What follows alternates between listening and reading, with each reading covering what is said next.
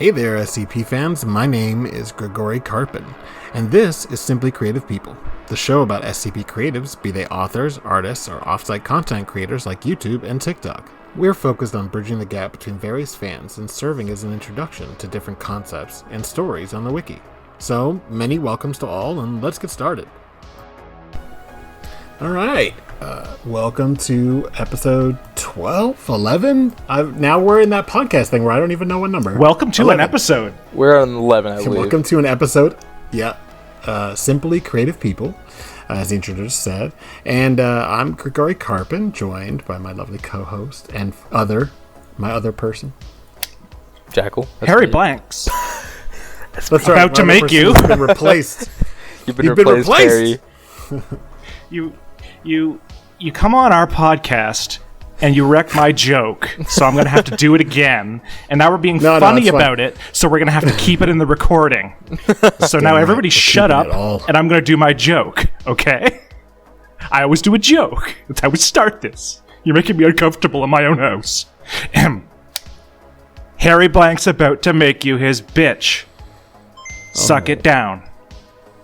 Okay, John. That was my joke. And that was very era appropriate for the 90s, that we'll be talking about later. It was going to be great. You ruined it. I'm pretty happy with the whole thing so far. Yeah, me too. It was good. So we've also got a guest that you've already somewhat introduced yourself, so do it for real this time. Alright. Hi, I'm Jackalrelated, and I'm an author on SCP Wiki. I've been here for, I think, about 5 years now. Yeah, and I'm glad to be on the podcast with you guys talking about Arcadia. Woo. Yeah, that's what we're going to be talking about today, is the weird digital anomalies of video games. So why don't you give a little bit of background about how you discovered the SCP Wiki, Jackal? Oh, me. Shoot. I'll be honest. This was in high school. No, lie. It's more interesting. Well, I actually founded the SCP Wiki myself back in 2004. Wow, good. Well, then I'm very happy to have you on. We have so many questions. Yeah. Why was Series 1 so bad? That was just 2004. Oh, wow. It just happened to be like that. Yeah. I mean, things were a lot worse in 2004, but to be fair. I'm here now. My life was better. Yeah, well, I didn't make as much money, but yes. I made more. Well, yeah. Fair enough. But the actual story is, this was about high school-ish time, so I think that's about my junior or my senior year. So I was looking for volunteer jobs over the summer, basically just to pad up my resume, but but just getting some volunteer hours in for college applications and stuff. And sometimes once your lunch hour, you got nothing to do. The Wi-Fi at the place wasn't exactly great, so I would just scrolling through Wiki, and I remember in the back of my mind, I was like, oh yeah, didn't Markiplier play this game SCP Containment Breach at one point? So of course I just searched up SCP because at that time I couldn't remember what the name of it was at the Containment Breach part. So I searched up SCP, and I managed to get myself on the wiki, and I read through a couple articles, and I was just like, oh yeah, this is the one with the haha funny peanut and everything. So I pretty much joined that month, and I was pretty active, I think, for 2-3 months, and then I got back in the swing of school, and I SCP kind of dropped out of my mind for a little bit, but then as I was finishing up that school year, I was just like, oh yeah, didn't I sign up for the SCP Wiki a year ago? I was like, I wonder how that's doing. So then that's when I started writing stuff for the wiki. Wow. Had you done creative writing before that? I had, but honestly, nothing as on this sort of scale. It was always writing for myself, and I believe I think r/writing prompts. I think I did 1 or 2 pieces on that before I moved over to SCP, so nothing as rigorous per se as SCP. So sure. I used to write in notebooks in high school instead of taking notes in whatever algebra or whatever. That's fair. I remember actually when I was younger, I was just like, I thought writing was not like a hack, but it was definitely something I didn't see myself doing. Of course, my mom and my dad were just like, you should try writing, I'm sure you love it. But back then, I was just like, being a writer sounds awful. I'd never do that in a million years. Well, I mean, I was wrong, so. That's fucking hilarious. I think you're easily the first person that, when they were younger, they didn't want to be a writer that we've had on. Yep. You're just like, ugh, fucking writing, terrible. Why would I do that? And you know what? He was right, folks. Oh, I can't argue with that. Yeah, it is a joy and a curse. So we've been doing this. I know, let's just all clear our throats at the same time. So we've been doing this thing where, every episode we've been talking about sort of our creative process. And because we had you on, and you have such a keen mind for this stuff, in my opinion, I thought we'd talk about using images in stories because, and that's very specific for the ISCP wiki. It's less, useful for like prose or for writing scripts maybe. But, using the images to help tell the story and what kind of process we go through with it. And I thought maybe we could all just like, talk about one example or something. Yeah, definitely. Nah. Yeah, I know. No? No? No. Not feeling it. No. Let's talk about your recent sex scandal instead. Yeah, let's do images. God, who were you talking to? It's my recent sex scandal, too. Oh. Alright, we'll leave that. We'll just right, leave we that share hanging and everything. not explain it. Yes, that's right. Yeah. Everything. So, images. Why would we explain it? No. Yeah. Illegal. So, images. So I think it's pretty funny. So I've created Victim or Vikander Need, and one of my early things to kind of make a joke for the fact that I was, at least when I first started doing it, pretty bad at graphic design and at photo editing, and I've learned better over the last year or so. But you always, Jackal, made a point to point out the fact that it was very annoying that they were like bad at graphic design, and I always thought it was funny to like lean into it because on their website on the hub they say that they're masters at graphic design. Funnily enough, I actually think it worked. Actually, I remember when Victim came out. It's like trade secrets here. I was just like, I don't know. For some reason, I wasn't like as fond of it. Like especially like the bad graphic design. Like at first, it was like one of those things where it's just like, it's like not bad per se, but it was just like one of those things where it's like it's a little like could use some work, but I think definitely now I've definitely come around to it. I think I've dropped a lot of perceptions, at least with everything has to be perfect and great, and I think Victim actually works really well with the not Saul Bass level graphic design, and I actually think it works well. And you captured like that feeling, so I actually commend you for that, and I will say I was wrong in that. Oh no, I just thought it was a funny like intro into this conversation, but like it was. What I think is funnier just... is that the fact that you have to now be worse at it in order to emulate the way it was before. No, you it's have to true. actually be worse than you are. Yeah, like I'll do it. Like I did recently. I did like an art page for Victim stuff because I had just made some that weren't even in an article, and I was like, I just want to put these up, and all the ones that like Harry has done or other people, Plague's done a few as well, some really amazing ones. And I was like, well, I need to get these up somewhere, and the ones I'd made. I made them for Jackie because she was Jackrabbit SCP because she was going to put some of them up in the background of her TikTok stuff, but that didn't happen. And I realized when I put them up, I was like, oh, I have to like go back into my history of editing these and like ruin them just slightly. Like just a little bit. You've gotten like, too good to be bad. Yeah, I mean, like I'm not like some sort of professional, I think, by any means, but like now I just immediately start trying to make things look more like centered and better or whatever. It was just like, oh well, I guess I should like fuck up, like smudge it in so like there's always one spot in every piece of art I do for Victim now that is like intentionally fucked up that no one even notices anymore, but it's all part of the whole pastiche. It's in there. I remember like when I put up the hub, I think it was Pasta Rasta, Rat King, in other places, brought up something about how, like, oh, this just looks terrible, because I think he thought that I was doing it, like, serious.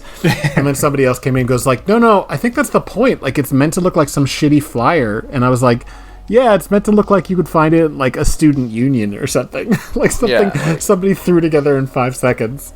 Graphic design is my passion type deal. Oh, totally. Yep.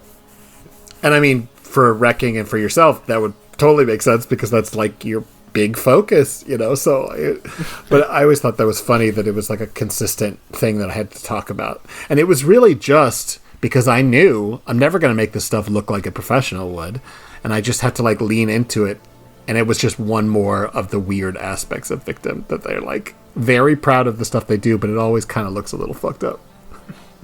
It's like they're trolling in that sense, too. They're waiting for somebody to comment on it. Maybe you should... There you go. There's a Taylor SCP idea. Somebody tries to go after Victim for the quality of their graphic design, and they've been waiting for someone to do that for decades. We left it hanging out there where everybody could see it, and no one said anything.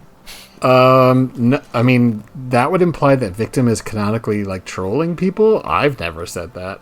Oh, no. Well, you certainly can't... They're very serious about their art. I mean, that's just a headcanon thing. I have this vague sense that they're trying to mess with people, and I know that doesn't gel with everybody's perceptions.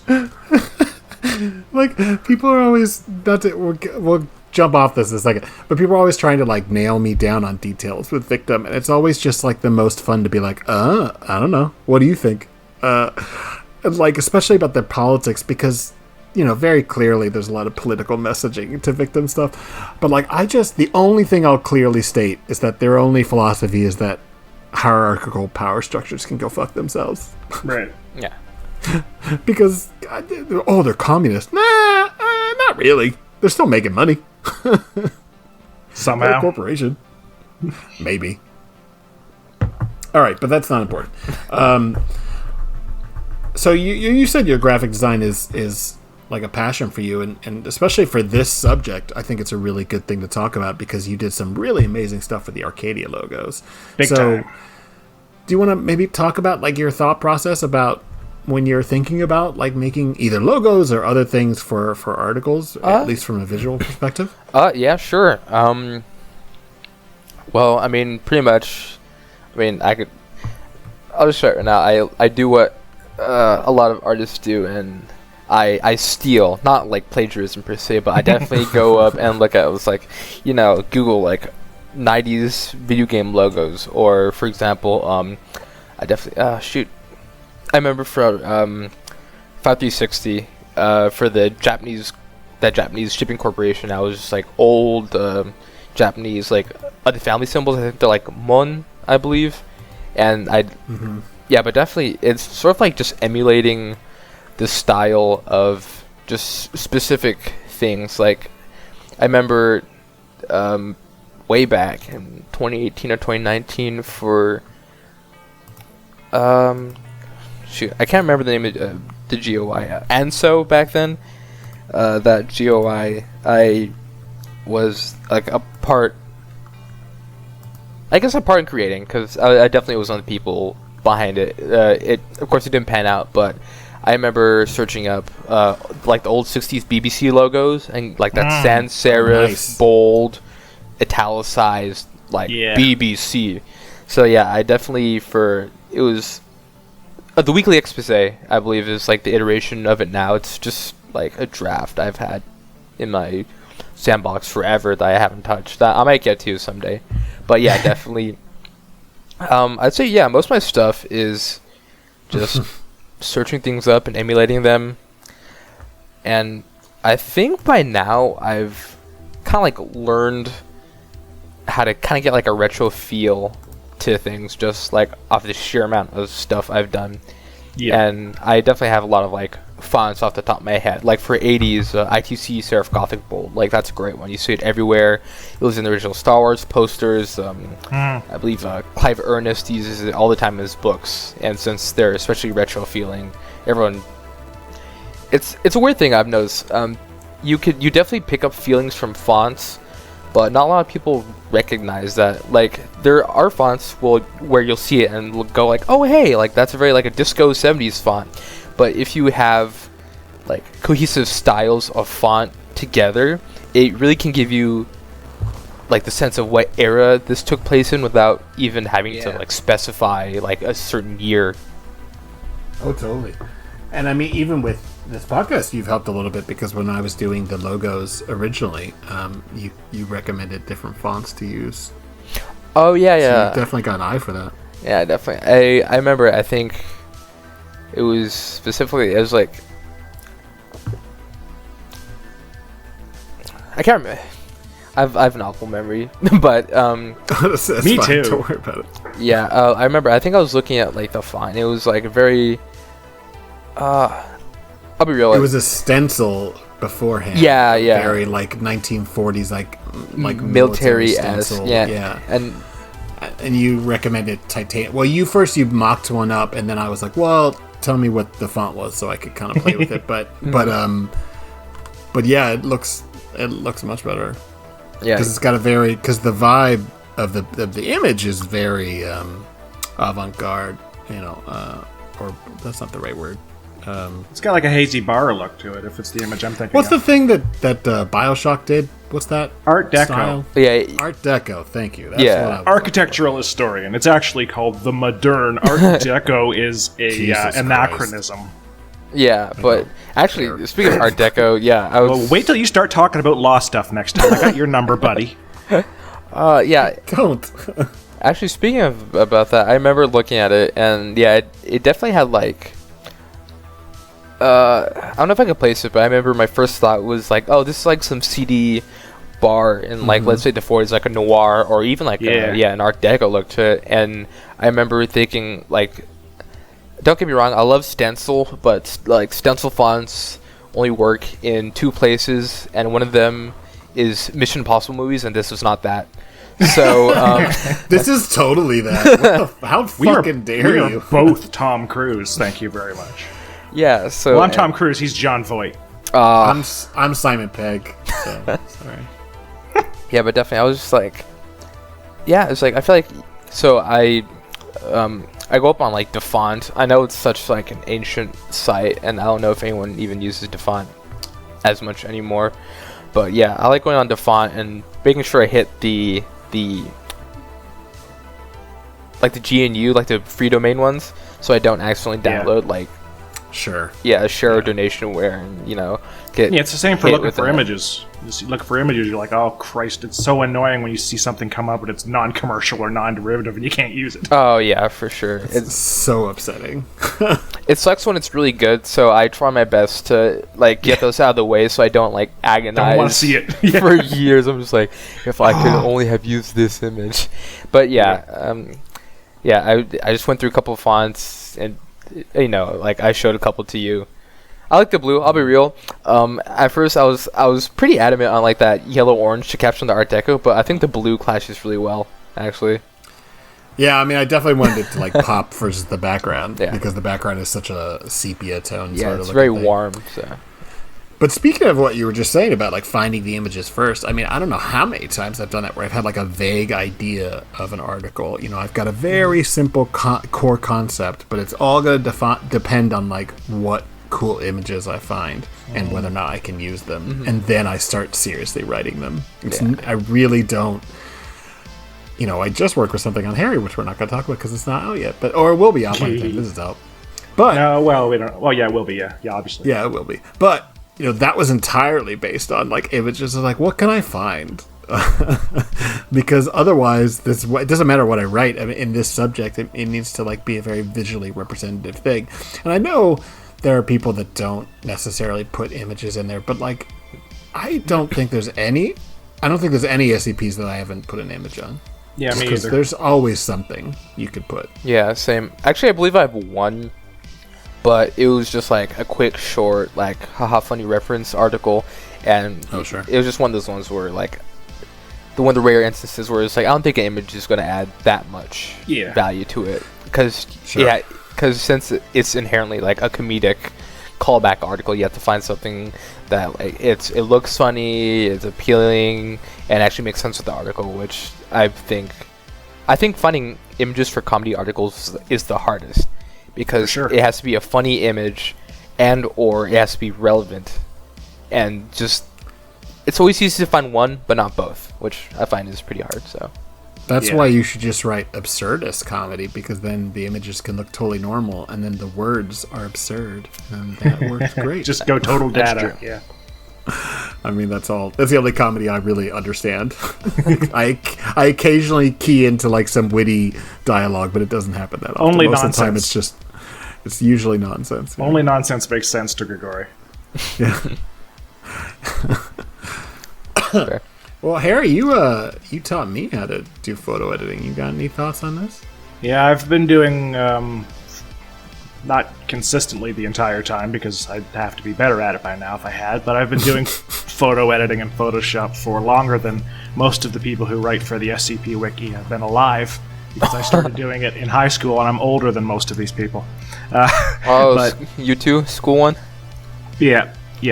I was doing it in a communications technology course in like grade 9 and 10 and 11 and 12, and I just kept working on it, and I find it a lot of fun, and that's really great because I've got a lot of images, and I've had people say like, "Oh, that really adds to the article," and it's funny because, of course, my first article almost crashed and burned because the image that was at the top of it sucked. It sucked so bad it almost killed the article. But as I've been practicing more and more, you get better and better, and Photoshop is one of those incremental skills. You learn how to merge things correctly. You learn how to do layer effects. You learn how to do displacement maps and all this stuff, to the point where we got to my 001 proposal with IP, the frontispiece, and there are something like 30 different images of signs that are not straight-on shots of signs that don't actually exist, because they are fake perspective, faked text signs for SCP front companies. And one or two of them, I look at them and I go, I could probably do better than I did there. But for the most part, they look reasonably real, and the only way to get that way is to just keep whacking away at it over and over and over again. Time to go. Oh, sorry. No, go ahead. Oh, yeah, I was just going to say, it's time to go into that edit, transform, perspective warp, and then put on overlay.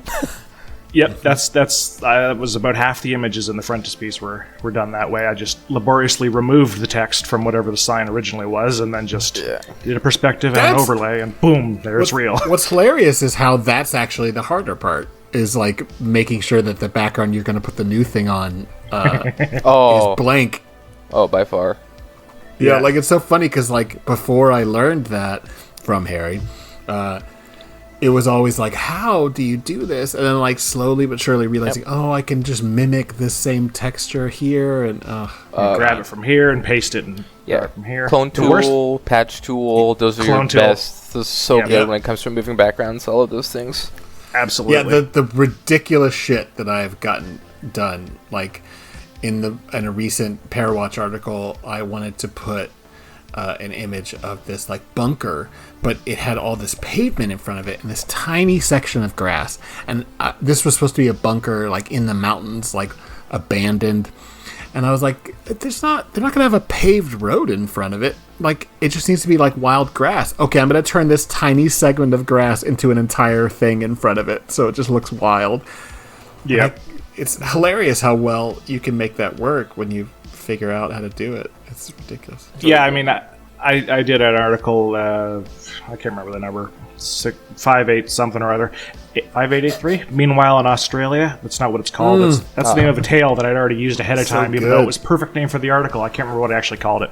But anyway, the idea was that it had SCP-682's page image flipped upside down with the Meanwhile in Australia meme. But the thing is, 682's page image is not big enough to do that, to make a nice big beautiful banner, so I had to redo it, and I did the same thing, use the clone tool to move the grass around, because 682's image, I can't remember exactly who edited the image originally for the new image with the whale carcass, but they removed two human beings from that picture who were standing next to it, and doing it again myself, I gained a great deal of respect for the individual who did it originally. I'm like, man, that's a real pain in the ass, removing two people from a beach and then putting the beach back. The most excited I am is when I show you or someone else two pictures like the original and what I did to it. Yes. And people are like, whoa, it's like, oh, okay, cool. Yeah, cool. well, you're into the Carpathians ones you were just talking about were great for that, because you showed me, and I'm like, I'm not sure until he says something. Is this the original picture? And he's going to show me how he changed. No, that's okay. That's a fake one. Good job. My favorite one that I did of that was from the frontispiece, where it's a picture of, I think it's a public library, where the name of the public library is spelled out in black and white tiles. And I took the name of the library out. That one's so good. I called it like Salmon Corbett Publishing Company, and it was perspective morphed tiles, black and white tiles, and it was a gigantic, enormous pain in the ass to do. But it still looks pretty good. And you're saying about fonts, how they can give you a sense of eras as well. There's so many subtle ways to do that. With photographs, if you subtly blur a photograph and up the red and orange tints in a photograph, it starts to look kind of like a Kodachrome image from the 60s and 70s and stuff like that, which will go a long way to making the eras of your stories seem believable. You just post a photograph that was taken in 2010 just the way it is, it's not believable. And you also have to do video effects if you're going to do video images, which Jackal is really good at doing. Yeah. Aren't you, Jackal? Yeah, that's what I expected to hear in response. Did Jackal help you screw up some videoify some images for a victim thing? I seem to vaguely remember that. Did that not happen? Am I imagining that? I don't think so. Yeah, not that I think. Yeah, Maybe? it's not that I remember. Well, it's okay, because we all have terrible memories, so it could be a true thing. Yeah. I mean, I don't think so. But, yeah, I mean, I would be glad to see you do some victim stuff. I think your images for victim stuff would be fucking great. Yep. That's actually on my list. That was on my list that I need to get through. Jackal's mythical list of things to do. Yeah. Hey, there's so much shit to do. It's ridiculous. Like, I've barely been keeping up on just doing the podcast, let alone writing. Yeah, I'm way behind. Until tomorrow. Actually, speaking of Clone Tool, I think I think some of the two hardest ones, I think, was the Josie remake image and the 50/50 tower image, which not a lot of people, at least not a lot of people have found the original, but it's actually in Japan, and there's 3 radio towers. So I had to, I mean, this guy was pretty easy to get rid of for the other 2 towers, but it was the ground, because there's like a village and like a dam, and there was a bunch of other stuff in the image. If you find it, you see what I mean. But it was hard because you have to go like through the brush, and you have to cover everything up, and there are these really thin power lines, which you actually can see in the final image, just because I was just like, I don't know how well I could cover these up without it looking weird. So you can see like thin white strands in the foreground, but I mean, most people just look at the towers, so it's not exactly all that noticeable. But that's a great image. It's a fucking terrific image. It's perfect, big, beautiful banner image. Yet again, point out that it's one of my favorite 5,000 entries. SCP-5050, the Dragon of Mittenwald. Fucking amazing. I remember I was actually torn, because I wasn't sure if I was gonna go a 50/50, 555555, 4 5s, and 5333, because I was trying to make the number a parallel to tower, the very, very, really good 3K entry. And Jackalrelated, I think, isn't it? Yeah. And then in the end, I was just like, you know what? Like, a 50/50 has a ring to it, so I just went 50/50. Yeah, I mean, anything that like you can say very quickly that people will remember is good, basically. Yeah, he's 6 away from my first article. Yeah. And just towering over me, and I don't even mean that as a pun, although I've recently been mocked for enjoying puns by my friends. So, puns are fuck you, best, friends. Fuck you, friends. Nice. Who Very needs classy. Yeah, that's me. All class. That's what I'm here for. I add a little bit of, joy and friendliness and order. That's what I do. All right, come on. What the hell are we doing? Come on. Get your ass in here. Speaking of that, let's talk about Arcadia. Sweet. Oh yeah, let's do that. So I thought I'd go some very basic information, and then you can talk a little bit more about it, Jackal, because you've kind of had a close kind of relationship with it. We did the hub as well. So Arcadia is a anomalous game company that starts up because a guy named Nolan Bushnell starts gathering like-minded, both anomalous technology people, but also like occult enthusiasts together, and they develop games under this company Arcadia Electronic Software, which I'm pretty sure was just like Atari and then like had to be changed. I think, but I could be wrong. But Nolan Bushnell is real. No, I know he's real. Yeah. So yeah. Anyway, and then it's kind of like the thing I find so interesting about it is because it's not just like cursed video games, although there is a lot of that. It's got this real like inherent magical and like ritual understanding, especially like demonic, like sort of infernal stuff with the digital. It's founded by these two college academics, Bushnell and I forgot the other one, in the mid '60s. Dabney. Dabney, right? And then they get what I thought was really interesting in the history on the hub is that they like start getting funded by the SCP Foundation at first to like provide technology. And then, like, real quick, the SCP Foundation is like, you guys are fucking nuts, right? But, like, somehow that doesn't end up with them, like, getting anesthetized. They just keep going. And they become, like, this, like, drug-fueled, like, weird mess in the 60s and in the 70s, especially during the rise of the personal computer, like, sort of first huge thing before the video game crash in 83. And they make all sorts of games, especially for like the Atari, and they end up surviving the video game crash in the 80s. And they, at least according to the hub, starts to try and drop its connection to hell, which I thought was really funny. Like, just it's just explicit for like 2 decades that they're like, well, no, we're definitely doing arcade games that like steal souls for quarters and shit. But then they start to like financially crash. And somehow they come back in 91 and they start making successful games again, but they're never quite as big as they were. And then they kind of disappear into the shadows in 2006. And what I thought was interesting was that there's kind of 3 eras according to the hub. There's, and this is directly from it, a cabal of drug-addled witches and warlocks making bank by imbuing video game products with black magic fueled by the souls of children. As you do. As one does. Somewhere in between, because they have some silent years between 86 and 90, and we don't quite know what they were doing then. And then because afterwards, when they come back, they're like a mysterious, much more traditional corporation, and they produce high-quality works and video game products with some sort of anomalous twist, good or bad. And as I said before, Nolan Bushnell is the original founder and sort of a weird occult druggy guru. I realize he's a real person, but the way he's portrayed... what the hell, Nolan? Articles, what? So what the hell, Nolan? Seriously, what were you up to? It's like where in hell at this point. How do you sleep? Oh, I missed a trick. I feel real bad now. Damn it. I'm pretty sure he's dead. I left that one out there to make you feel more comfortable as the guest. I'll let you take that one.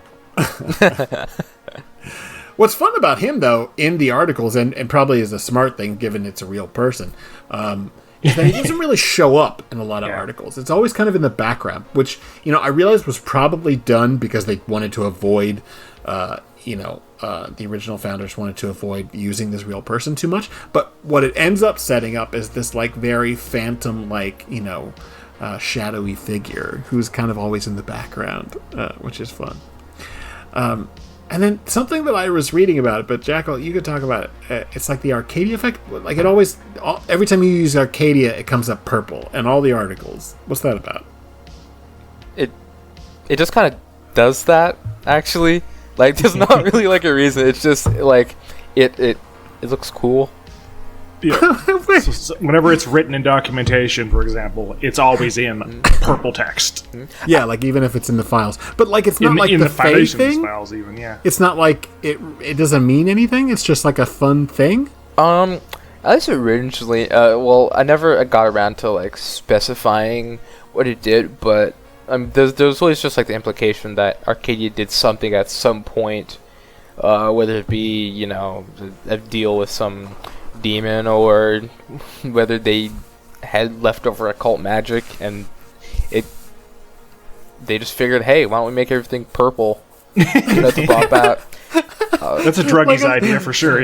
Yeah. I fucking love the idea that like you are making some sort of deal with some eldritch thing, and the extent of your ambition is like, what if every time somebody wrote our name, it showed up in purple? Whoa! I can just imagine writing a tale for this where they're negotiating with demons or whatever the hell, and they're like, so you want all this success, right? You want all these powers, right? And you want all this power, right? And you want your company to do well, and you want money. Yeah. Well, what you've given us in souls is still slightly worth a little bit more than what you've asked for. Like, just not a lot, but a little bit more. Is there anything else you want to throw into the package? And they were just like, could you make it so whenever my name comes up somewhere, just like end it with somebody being like, well, I've always really liked purple. And then the next line is just the in bold text, Arcadia in purple. Right. Fun fact about that, actually, it's not even every time. It was that at one point, I believe, but I looked at it and it's like this is cool, but it's just too much purple. So I've actually toned down the use. I actually have a pretty consistent setup. I use it the first time in any like big chunk of text, or like every, let's say, 3 to 5 paragraphs. I use it the first time, always purple, and then anytime after that, it's generally anytime it's like important or you're trying to use it to sell a point. Like, I believe on the hub, I use it every now and then. It's like, Arcadia wasn't the same as before, and I believe that Arcadia is purple. So generally, it's I use it if I'm trying to sell a point, at least on the hub, and for like special zinger lines, like right at the end of every piece. Like, I know on the hub for the 2006, it's why not Arcadia, and that Arcadia is purple, of course, because I felt like, even though by my rules technically it wouldn't fit, I was just like, I have to do it for stylistic effect. Like, it just makes sense. I like the fact that it's this visual thing that's fun for visual things, but it seems to have really, the Foundation seemed to have made an effort to align themselves with it, because the MTF that shows up in a lot of Arcadia stuff, A to 6, presented in color, their name is in red, green, and blue, seemingly anomalously as well, every time it shows up. So it's like they were going, I don't really know why they're doing it, but we got to keep up with the Joneses, so can we have our MTF have a magically colorful name too?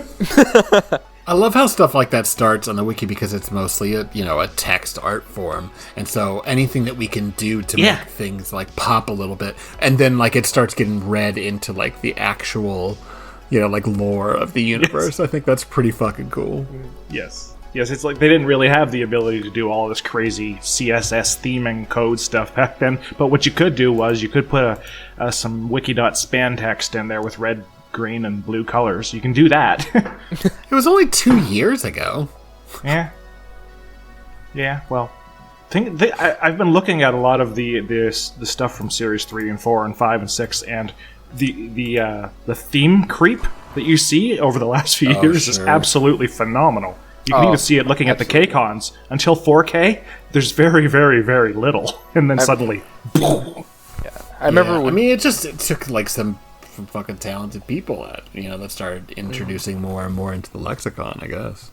Yeah, I remember because I joined 2017-18. That was like right after 3Con, because I remember all my early jazz have 3XXX as a placeholder. So I remember like that was Series 4. Yeah, definitely everyone was using Sigma 9 or a Sigma 9 based themes.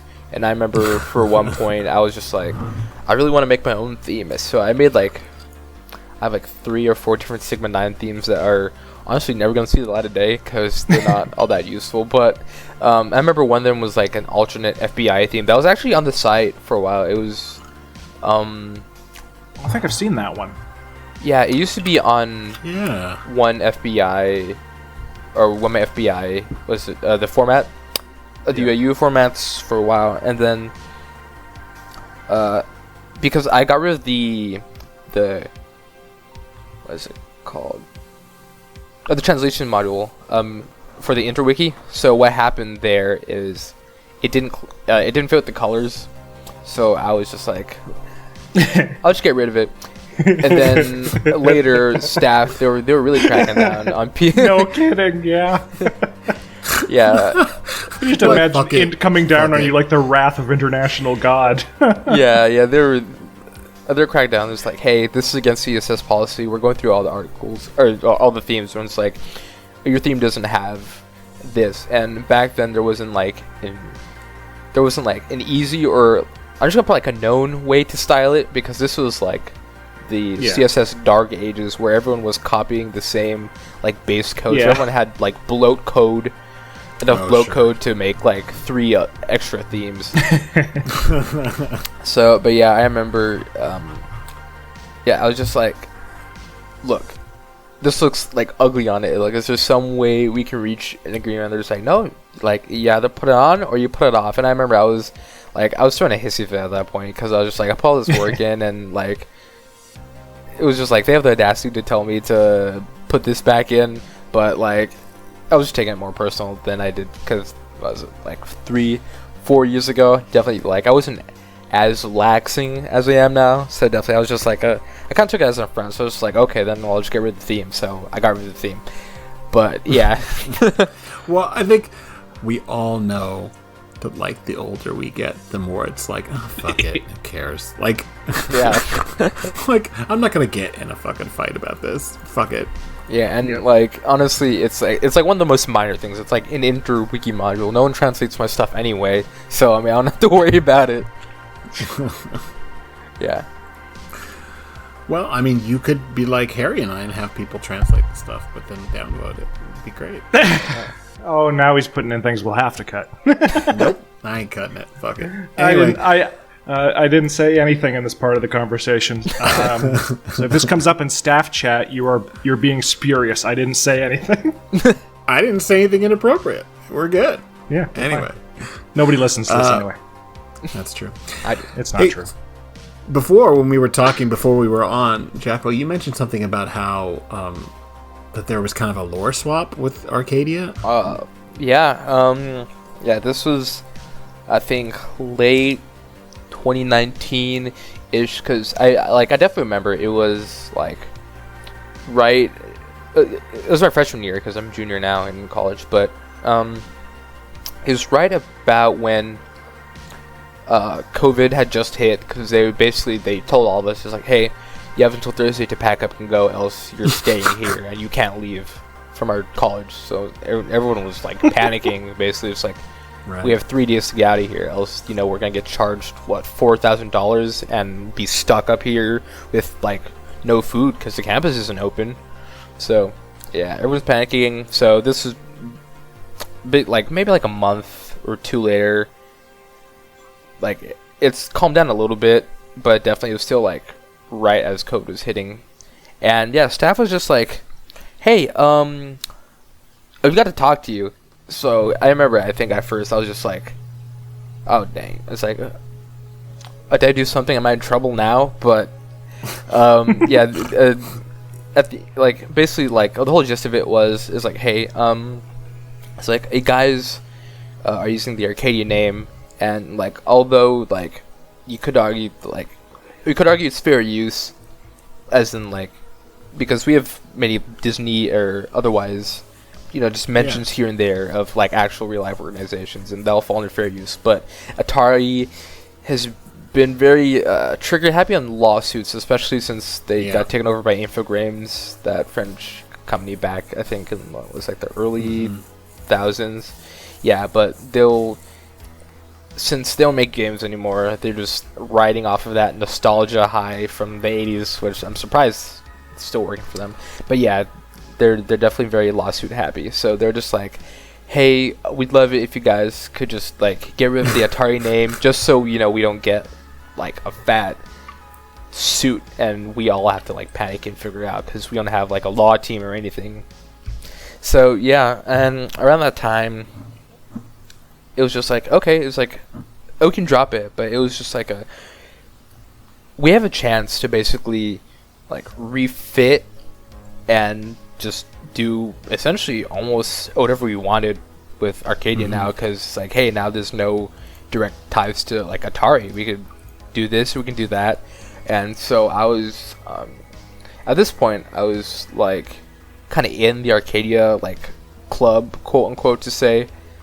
So yeah, I was basically one of the people working on it, and I got not handed off per se, like I wasn't like delegated. It was just something that like, oh hey, I think I can do this. So I offered basically just to rewrite the hub. And sure. Yeah, pretty much. I mean, that's the way it works. That's the way it works sometimes. It's like, you know, I mean, it happened with IP and SNC Plastics, and you know, it just happened with me with the Deva because I just decided it was going to work that way.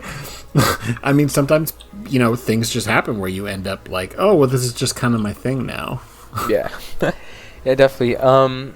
Actually, honestly, for the hub, the only stuff that's there from the original is like startup and like the first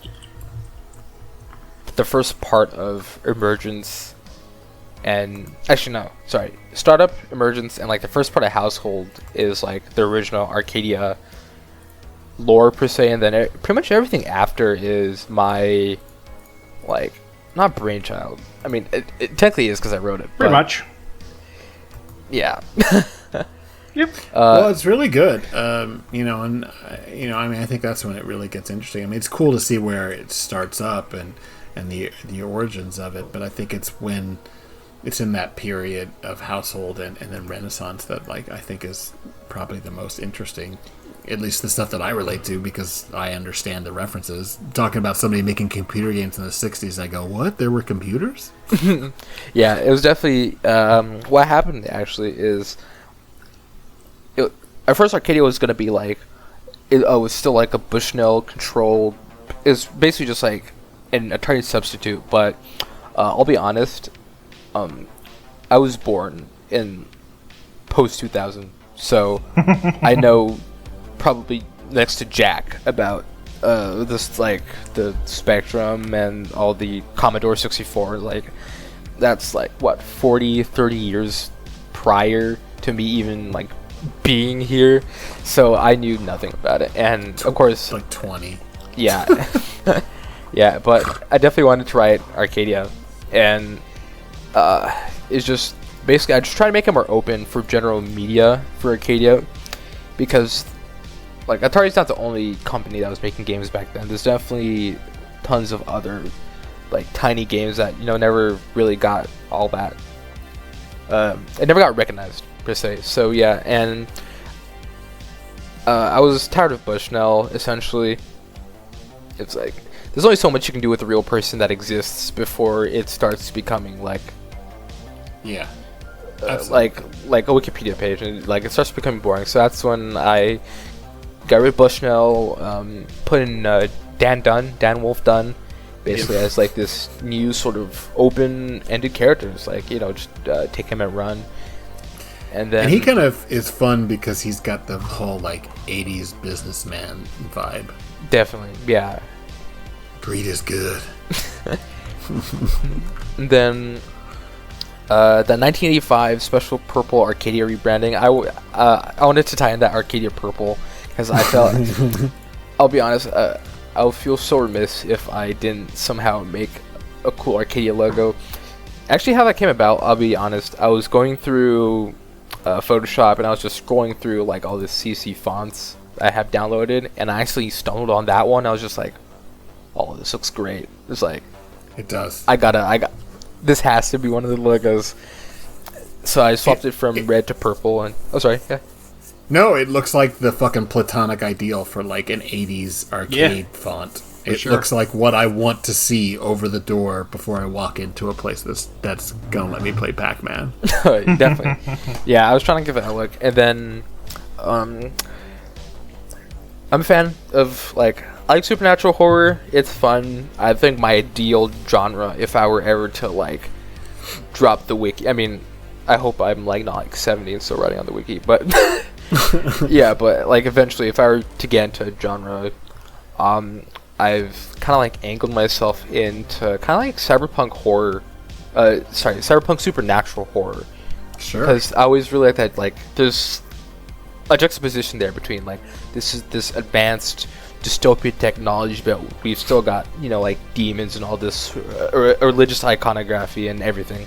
So for Arcadia, I was just like, we've had what 2 decades of demons, and demons are fun, but again, there's only so much you can write about cursed, haunted video games before it becomes boring. So that's why, at least for Renaissance and Shadows, like trying to get broader horizons. Like I put Dan Dunn breaking off ties from hell, so you can get other sorts of anomalous media, because I always felt like that was a pitfall of Arcadia, is because so early in its conception, it was pretty much strictly about cocaine, drug-addled, occult, and it's still something that it hasn't entirely broken off from. And yeah, my whole vision for like post 80s Arcadia was just like, hey, there's other things you can write about using Arcadia. It's like, it doesn't have to be cursed video games. It doesn't have to be demons.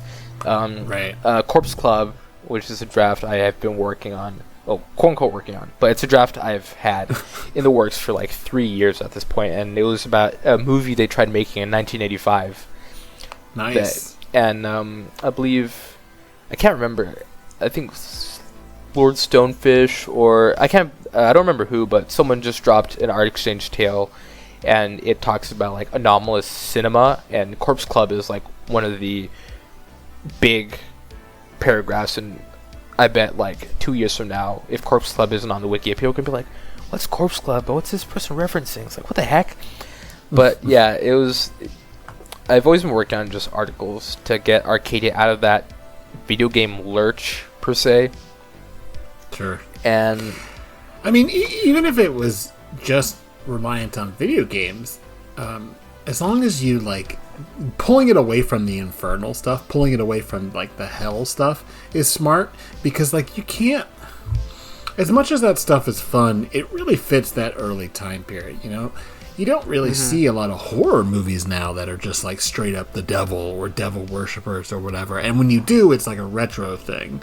Yeah. Because as much as I think that could be fun still, and I mean, I just played with it in my DEFCON thing, but it too was a retro thing, because it really does feel like 70s, 80s stuff. Yeah. And if you wanted to kind of get past that, there's a lot of other types of horror. I mean, let's face it, a lot of us aren't really scared by the idea of demons because we're not all that religious. Yeah.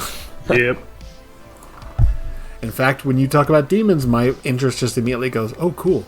I'm not scared of it. I'm just like, interesting. I've had considerably more problems in my life from Christians than I have from demons. I haven't met a single demon. Yeah, I've never had a problem from a demon. Never. Not once. As far as I'm aware, yeah. Yeah. Yeah, I mean, that's fair, but... Well, let's talk about some of these articles. So, first one I got on the list is by Jack Dragon X, and I think I critted this, or maybe I read it just really early on, but it's 5963, Dark Nights at Showbiz Pizza Place. Gosh, I wonder what that's a reference to. Yeah, he says pretty clearly it's a reference to Five Nights at Freddy's. But to be fair, I feel like I think that's remarkably underselling this article. Yeah, for one thing, it actually has fuck all to do with the article, which makes it a clickbait title. Thanks, Jack. Actually, I believe that was actually toned down. It was a toned down name. I definitely remember helping this article because I made one of the images, or I think I made one or two of the images in this article. Yeah. Okay. So and I was one of the creators on it. So I believe at one point it straight was about to be called Five Nights at Freddy's or something incredibly close. Before I don't remember who, but I believe Jack Dragon had the sensibility to change it to avoid the fallout that I guess Tanhoney's gone with Among Us and the other media, or the I think this is either Bread or Trash. This is a Siren Head article. Yeah, so. Yeah, licensing team would prefer that you did not upload an article called Five Nights at Freddy's. Just going to say that right out loud. Please do not do that. I do think it's funny that like some things get away with referencing like super popular things. Like there's that Minecraft article that is like incredibly popular, and I think Welt in the Crucible by I think Warilium. Western. I think It's one of those W's. It could be Western. It's one of those W's. Yeah, I think it is Western. All W's are the same as far as. And it's a great article, by the way. I'm not trying to imply it's not. It's a terrific article. It does have screenshots right from Minecraft in it. But I can't front. CC entirely. Seems like a bad idea. But you know, it's funny. Like I think that if that was proposed now, with how huge and like comprehensively part of culture Minecraft is, people would be like, "Ugh, get away! You know, fuck off." The same thing that they would do with FNAF, but at the time, it wasn't quite as big a deal. I dread the day where Dream stands are gonna find that article and ask, "Where's Dream?" Who the fuck is Dream? Oh, is it that guy? He's that guy who cheats at Minecraft and also is a speedrunner. Uber popular, basically a cheater. Yeah, at Minecraft. Wait. He's still popular even though he got caught cheating? Yep, because people are just like, oh, like you live in America. You live in America. You understand how this works, right? You can do anything. This is like a post-Trump world right here. Yeah, you can do literally anything wrong, and it's fine because most people will just be like, whatever, I like you still. Yeah, and plus, like, most of Dream's fan base is, like, under 17, so if they idolize somebody, like, it could tell them that they murdered, like, 3 people, and they'd still be like, but... They'd be like, yo, he's but when's the new Dream article? Yeah. Anyway, that's not good. It's still statistically possible that he didn't kill those people. What the hell are we doing? I don't know.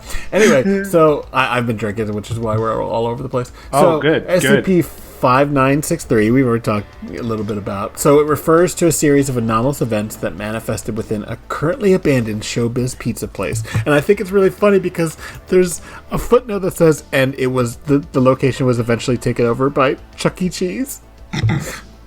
Okay, I think we get it.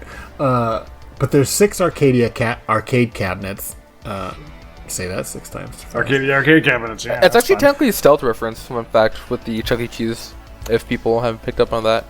Go on. Stealth reference to what? Oh, okay, so, Nolan Bushnell, the creator of Arcadia, is also the man behind Chuck E. Cheese's. Fun fact. I didn't know that. What? Yes. So, sorry, not Arcadia, sorry, Atari.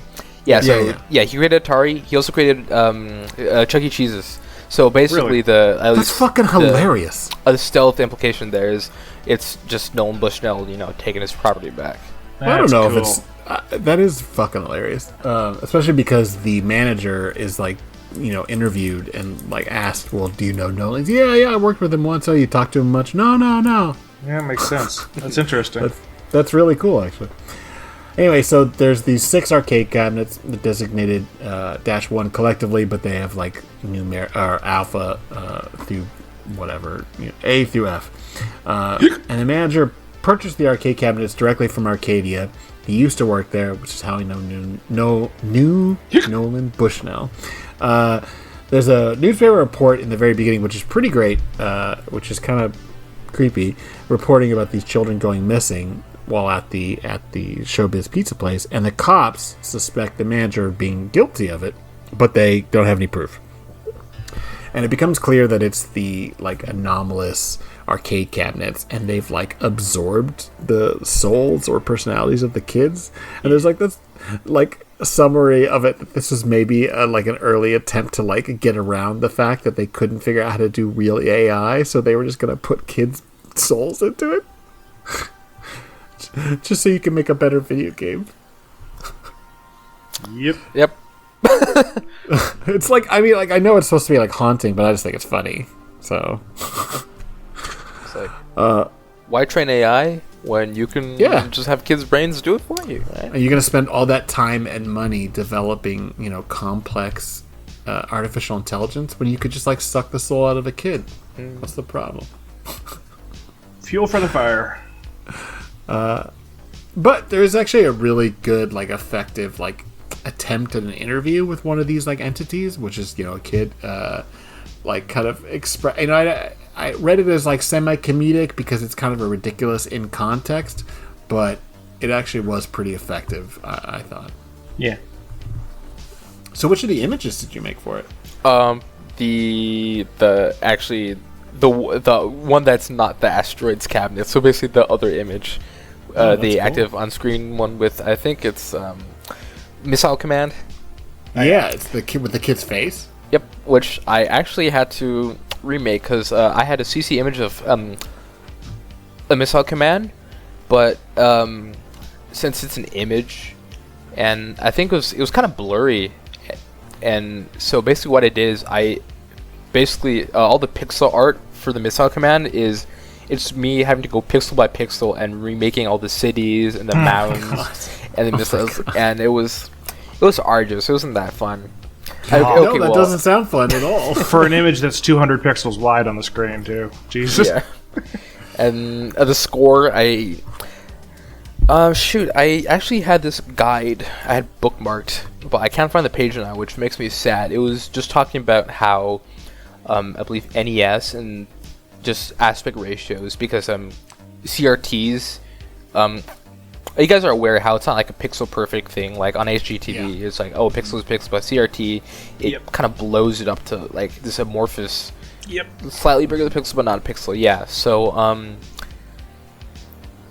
I used to have this thing, which was like 1 pixel for this game is actually this specific size and this many pixels at this resolution. It was like incredibly useful because like for NES, I could do pixel art and then make sure it's at the right size, because as you're aware, like playing 4-3 on a 16:9 stretches it out. So yeah. I learned the hard way when I like tried to play some old PS1 games and hooked it up to my HDTV. Oh, it's always such a pain in the ass to get aspect ratios correct for stuff like that. I just didn't bother. I just downloaded. I just accessed it somehow on my computer. Yeah, and then you saw it at a slightly inaccurate ratio. Now, don't you feel bad? That's fine. No, I don't. I'm all right with it. Don't you feel bad? No, I'm feel good. bad. Look, man, I can't play that game any other way, and I still own it. So it's that simple. Yeah. Also, fun fact: that face it's like an amalgamation of, I think, mine and a friend's face, and I kind of just like I kind of just kept that shit together to make it tinier in size, and it's probably so obvious, but I just flipped it horizontally because I was just like, there's too much shadow on this side, so I'm just gonna flip it. It is when you say that, but I didn't notice that before. Yeah, and it actually kind of gives a creepy look because human faces aren't symmetrical, so when you do make it symmetrical, there's always just something off about it. Yes. Mm-hmm. Yeah, most people, their eye is a little bit higher or a little bit farther away from the nose on the side, or the nose is usually almost never symmetrical itself.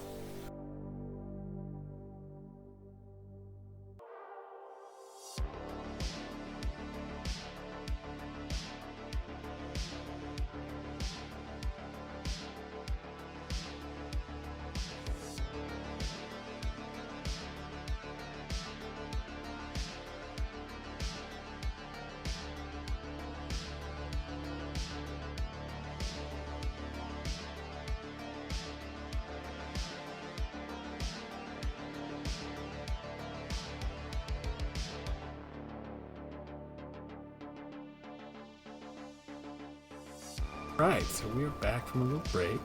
We're going to talk a little bit about SCP-5020 Infestation TM. You like TMs. You're big on TMs. I am. Yeah, they are.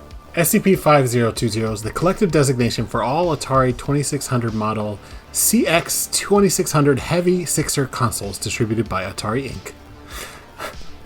But the anomalous effects only manifest when certain conditions are met. This is like so retro, it's ridiculous. The device is only 10 years of age. It's over 10 years of age from its initial manufacturing. The device still possesses 45% of its original components, including the cartridge slot. The device possesses some exposure damage, likely resulting from inadequate storage and neglect. So, if it's in pristine condition, it's fine. There's no anomaly. This is one of those things you do when you're writing about a physical object that some people have, where you try to make sure that everybody realizes, oh shit, this probably applies to mine. Because most people who still have an old video game console have probably replaced parts of it, but not the whole thing, and they've probably left it there's somewhere morals it in shouldn't it. have Make been. sure to treat your old video game consoles with respect and love, else this will happen to you. That's right. That's right. You don't want them being haunted, and that's what happens if you put stuff in the garage. It gets haunted. That's how you get ghosts. I've actually had my Super Nintendo rebuilt like 3 times. My Super Nintendo is immaculate. It's in perfect condition except for the controllers, which are covered with bite marks because I got so mad. Bite marks. Yeah, I used to bite the controllers. Yeah. All right. Yeah, it's actually I that's how I can. A friend had mine for a little while, and I had to get it back, and that's how I could tell that she hadn't actually lost it, and it actually was mine because the controllers were still covered in bite marks. You handed something to someone else that you had put in your mouth. Yes, well, you see, I have chosen not to go into the relationship I already had with this individual, who I did specify was a woman, so we'll just say that she wouldn't have minded the fact that I had the controller in my mouth at some point. You're the one who asked, okay? It's so much better than I did. Anyway, after this, back to the anomaly. We talked After about the this, sex scandal after all. Oh no. It's the tamest sex scandal ever. I once gave an ex my bitten Super Nintendo controller. My PS1 open button gets a little sticky. Crying. What have we done? Jesus Christ. So the anomaly happens where that's right. We're just switching. Yeah, back keep in. trying to go back to the anomaly, why don't you? Yeah, it's an extra-dimensional colony of insects, which, of course, full of different species, like cockroaches, but they also include that there are other arthropods like spiders and et cetera, et cetera. But they exhibit a hive mind, which, of course, hive mind has to be. Good stuff. But they also have, this is just added flavor, they also have contagious diseases such as malaria and cholera. Nice. Just what So you want fun. when you go to play your video game. Not only is there bugs, but they have horrible diseases. Interactivity. The bugs don't ever leave the console, but the internal dimensions are unknown because it's like a little weird pocket dimension full of like bug colonies or whatever. Now it sounds like that Jay about the bugs. You sound like you were reading the description, and then suddenly it's kind of a little weird colony of like bugs and shit. Is that in the description? Man, Brett doesn't write the way I thought he did. Well, I paraphrased some of it, obviously. Depending on the cartridge plugged in the console, the bugs come out and form different entities, like a humanoid with 4 arms or no facial features, a rat king, which is a bunch of rats joined together by the tail that regularly fuse together in like an amorphous, like fleshy thing, orbits of bloat flies, and an amalgam of different limbs behaving erratically, etc., etc. But the really fun part, I think, is like 3 Moons and Dr. Wondertainment. This ends on like a note from the Anomalous Corporation, which I'm just going to read, which is, "Hello, valued Arcadia," because the customer complained about these horrible bugs, right? "Hello, valued Arcadia customer. Unfortunately, we are unable to resolve your issues due to various reasons, the most prevalent being the lack of any problem on our part." I love that phrasing. It's so good. "These bugs," in quotes, "you speak of are in fact an important feature of your Arcadia Atari 2600 and are necessary to maintain the long lifespan of the console. Although we are unable to disclose exactly how we do this, as Insectal Electronics TM are a registered trademark of Arcadia, we can inform you that this technology will cause you no harm, as shown by our extensive in-house testing done to ensure customer safety. TM!" They trademarked customer safety. That's how fucking serious they are about this. "We have also discovered trace drug residue on the letter you sent us, so forgive us if we are less inclined to believe your erroneous claims. We would encourage you to cease spreading misinformation regarding the safety, TM, of our consoles. If you persist, you will be contacted by our legal team and charges will be pressed. Thank you for your continued patronage. Arcadia Electronic Software." There's 2 things about that, Completely actually. believable. If I remember correctly, there's like a footnote in the middle of that was like, I believe like the trace drug residue was cocaine on the incoming letter Yeah. and the outgoing letter. Yes. So Yeah. Yeah, they're all doing that. and second thing is, funnily enough, about the Arcadia Electronics Software, Back when I was remaking the hub and basically like recanonizing a bunch of stuff, I actually came with this like idea or decision that even though like it's Arcadia, right? There isn't actually like a specific name they go by. Like everyone calls them Arcadia, yes, but like they'll have stuff labeled Arcadia Electronic Software or Arcadia Incorporated or like Arcadia Softworks, for example. So there's just a bunch of like different like quote unquote sub names. So basically any like Arcadia combo name is like technically still canon, which that's cool. It's their way of trying to avoid lawsuits. They never use the same corporate name twice. They reform after making every video game. And I thought I'd bring it up that was like 200 iterations ago. That one wasn't us. We have no liability for that corporation. Excuse us. Those guys are weird. One of the fun things, it's not even in the article, but it's in the discussion, somebody really hilariously said, and their only comment was, "It's not a bug, it's a feature." Which I thought was really quite effective. And then we have like the required. I feel like if you are going to tell a story about anomalous arcade or like Atari games, someone has to tell a story about the ET landfill. Yep. And that's what happened here. This is SCP-4605, and it's by Popsy Oak. I could be saying that wrong, but I'm not sure. Called E.T. the Earthen Totality, which is refers to any of the approximately 700,000 video game cartridges buried in a landfill in Alamogordo, New Mexico, which is literally true. Mm-hmm. If listeners don't know, the people that made the ET software, the Atari game, never shipped it, and then just filled this landfill entirely up with these cartridges. And for decades, people thought it was like a myth or something, and it was finally found only 10 years ago, I think. Yeah, I believe at the time they actually made more cartridges. They apparently had some very high expectations for the sales. I believe they actually made more cartridges than they had 2600. Yeah, they made. I believe it was like they made way too many, and I believe they came out like right around the crash, and the crash. ET was also like apparently is pretty poorly made game. Yeah, terrible. You can look it up. Like they've got footage because now that people can play it or whatever. Finding some of these, I think they found some of the cartridges that still work or whatever, and they showed, and they were like all these little weird pits that you could fall down, and then there wouldn't be a way to get back up, but you didn't die. Yeah, I mean they did ship some of them. Right. The game did ship. They just made so many that they could never. It was actually physically impossible to pair it with enough consoles to sell all the copies they made, and it didn't sell well because it was. Everybody who played it was like, "What is this?" Because you've seen Atari games. They're one of those kinds of media where it's actually been so long they are functionally unplayable by people who grew up in the last 10, 20 years. But like this game in particular, bad by those standards. Yeah, it's funny. Like I have such nostalgia for old games, but this is like outside of my nostalgia window. Like the NES games. Oh yeah, you can play most of them as an adult who grew up in 2010. You can do that. Yeah. But Atari games, you have to be really into retro, and if you're really into retro, you're still not into ET. I don't think anybody is. No, I don't think any human beings ever enjoyed playing that game. I bet you there are 100% people out there that pride themselves on owning this. Yeah, there's some jackass on YouTube who has a stream where he does it every single day for the last 10 years. I'm sure. Yes. Yeah.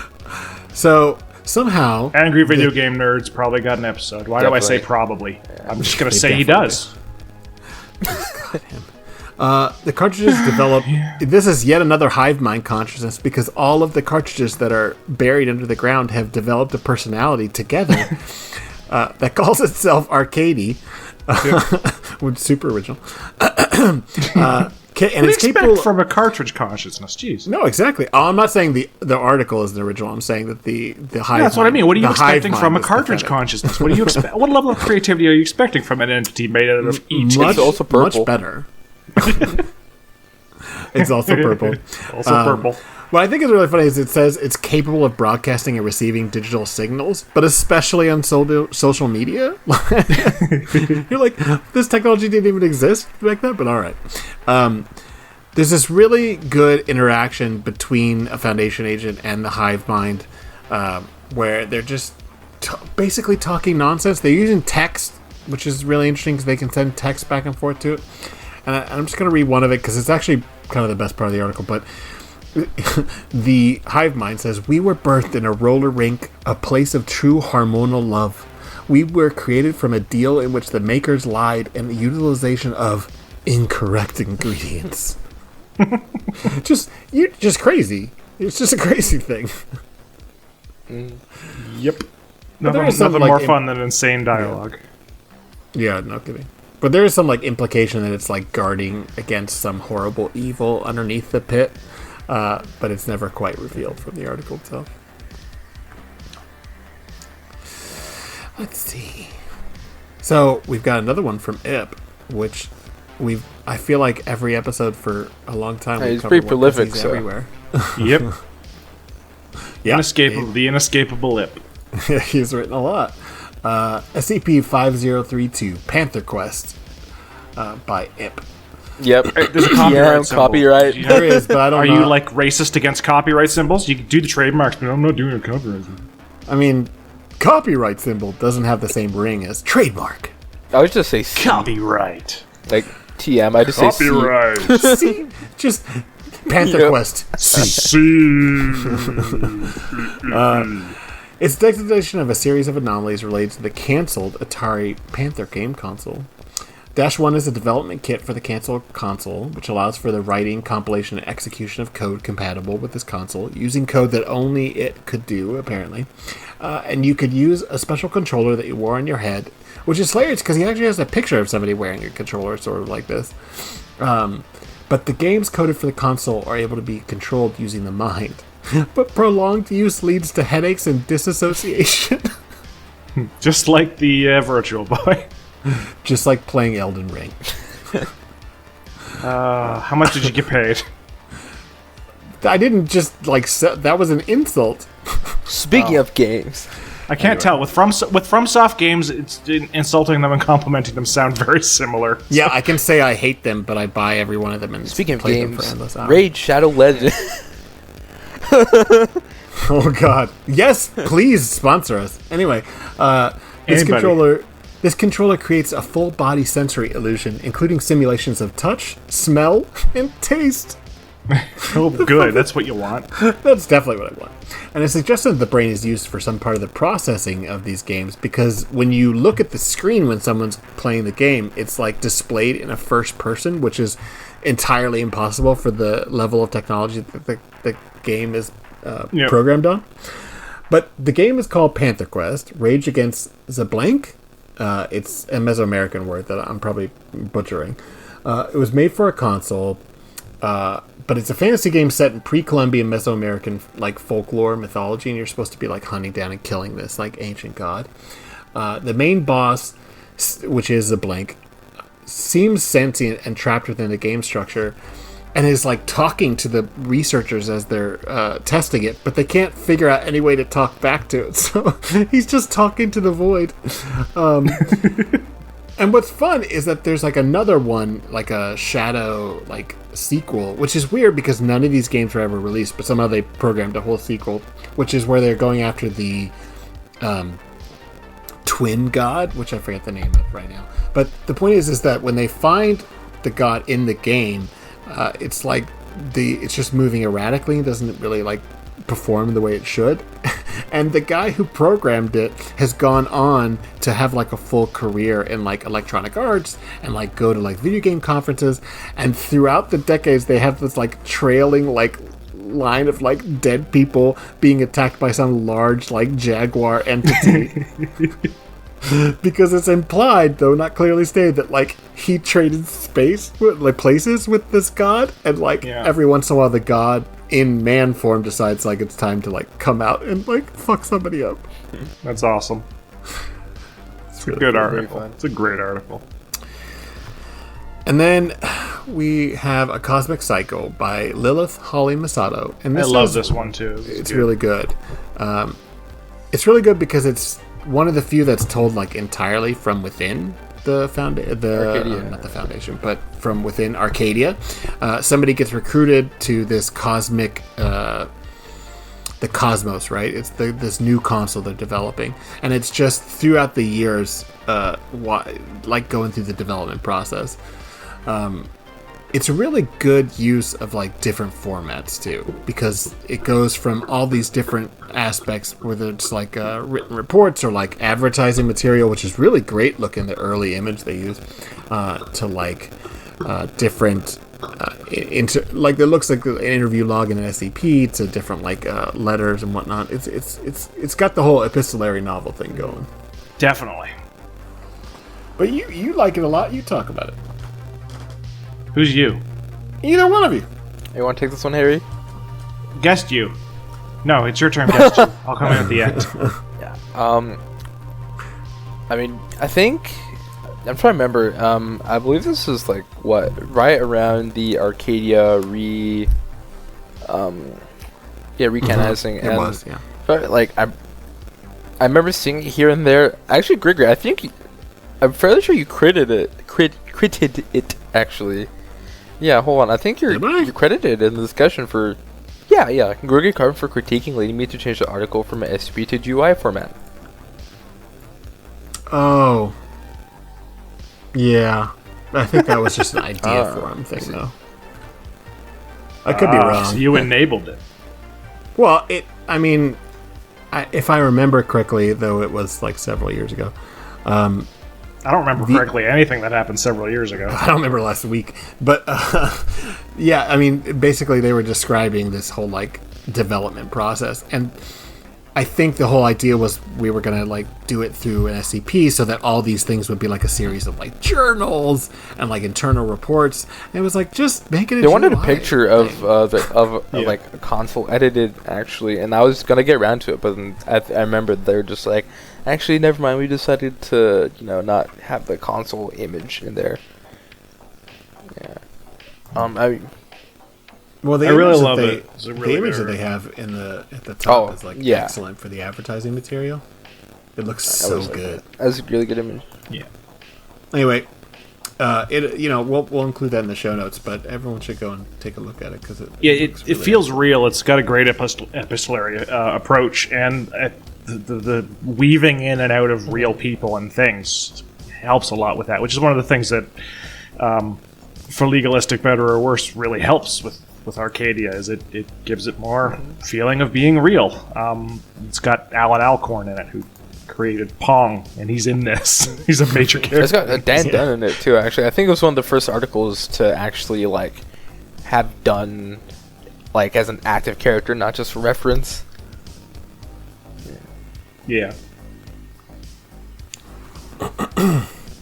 Yeah, I really like the fact that it feels like you can actually like feel like the frustration and the weird like process by which that they're dealing with like over this. It's like what, like it covers like 10 years, something like that, through this like development process, and like also like really embodies the idea that there was this like kind of maniac energy to working at Arcadia during this period.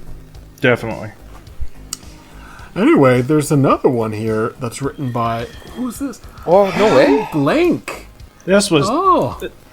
I see you put two things in here, and this first one is just... You're just abusing your position. I don't know what you're talking about. I've included this to make Harry talk about his Crec Fiction article. I didn't write that. That's crazy. Uh-huh. Yeah. What was the Crec Fiction contest? Yeah, what was that? It was, here's a bunch of prompts for articles that would, just based on the prompts, likely be terrible. Let's all fill out as many of these terrible prompts as possible.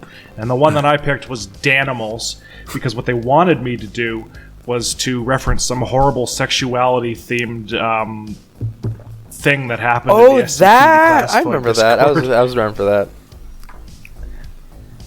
Yeah, so I just violently refused to do that and actually wrote about Danimals, the I don't know, pureed milk baby drink or whatever. Yeah. Is it like yogurt or Yeah, something like that? It's like yogurt or something, like and I just liquid had it yogurt. so that it turns anybody named Dan into an animal. Everyone named Dan. And it turns out that I was able to find an awful lot of friggin' Dans, because there's Daniel Aislinger, there's Dan Dunn, and there's Daniel Ashworth, Ralston's author Avatar, and I have a Dan named Daniel Sokolsky, and then there's Dr. Dan. And Oh yeah, did you use Dr. Dan, or was this? I did use Dr. Dan. I had him Yes. get turned into a monkey and then start typing up infinite decommissioning. And also 2 Danielles at the end. But yes, I did use Dan Dunn, and it's... Yeah, I had Dan Dunn get turned into a... No, he gets turned into a monkey. Turns everybody into monkeys, because the Danimal's mascot is monkeys. And I think I had something in there where he says that because he's been turned into a monkey and he's just running around shitting and throwing things in every direction, he understands the gamers now. Oh, that's good. That's very good.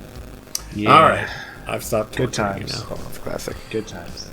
But kind of the star of the show. Oh, boy. Jackal, you wrote an excellent Parawatch article called B. Wiley Reviews Gato. I love that. It's a good article. I love this article. This is my favorite Really? Parawatch. I love this article. So, Yeah. Yeah, it is my actual favorite Parawatch. The moment I read this, I'm like, I love this article. it's a fucking good article. I mean, I so even the have a basic- comment in here. Look, I hardly ever commented back then. I have a comment from 2020 where I said I adored it, so there you go. It's all coming around. So it's just the basic premise, and you can kind of give your thoughts. It's like this person who writes reviews on the Parawatch forums of like quote unquote cursed games. So why don't you kind of like talk about it? Yeah, sure. I guess I'll just go through the plot. Well, it's about this guy, B. Wiley, and Grigori got the first rundown. He basically just on the Parawatch forums, he just reviews cursed games, and he just posts about it. Basically, just he gives like a lot of preliminary information. He's playing this he's playing an early beta version of Gato, which is it's an actual game. It's this submarine simulator, and I think Silent Strike is inspired by it much later. Yeah, but basically it's like a beta version that Arcadia worked on for a bit, and he talks about just some basics of the games, just playing as the use of Scorpion and how it went missing in 1944, which it actually did, and talks about a submarine. It's almost like you're starting a game review. He's just like, oh, it was pretty fun. It was like there was a couple things missing here and there, but he was just like, you know what? In the end, like it wasn't really that cursed. It was okay. Basically, he's like not cursed, but pretty fun, and like you can tell that he keeps stressing that it's pretty fun despite it being a mid-'80s game with like 3 colors to it. It's blue and cyan. I think that's the same thing. Cyan and purple. Yeah. Yeah, and then they just get a couple of reviews. His friends like, sounds like a great game.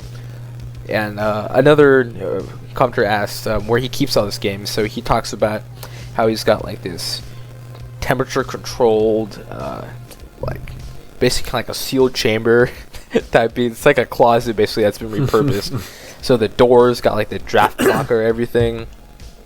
It's all sealed so you don't get a lot of dust and mold and mildew. Just a couple more reviews, but his friend comes back and is like, hey, I think I got some information wrong on it.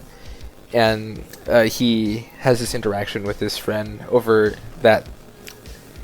Basically, it's like, hey, this programmer, I actually put the name of the commander, not the programmer. And they talk about this for a little bit, and he's basically, at this point, he's gone for, I believe, like a week or something, and people are just like, hey, where's he at? He does reviews here and there, and even his friend doesn't know. His friend's been trying to call him, text him, nothing. And then you get kind of like a stinger. This guy posts a newspaper clipping about this local guy. He's just gone, just disappeared from an empty room, and when they opened the door to basically try to see if it was in there, it was just covered in seawater. So, I mean, it was a basic para watch. It's not that long, I don't think. Yeah. No, it's super short. So I guess I'll talk about it conceptually since I'm here. But yeah, funnily enough, I was actually convinced it was gonna flop because I wrote this in the middle of like a stats class.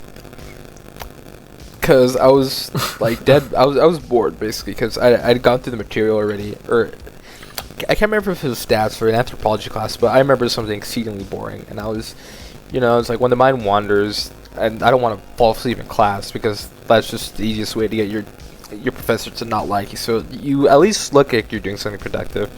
So I was just like, I'll write something. I was like, maybe I'll try Pair Watch, because I remember a while back. This was like right when Pair Watch was getting started.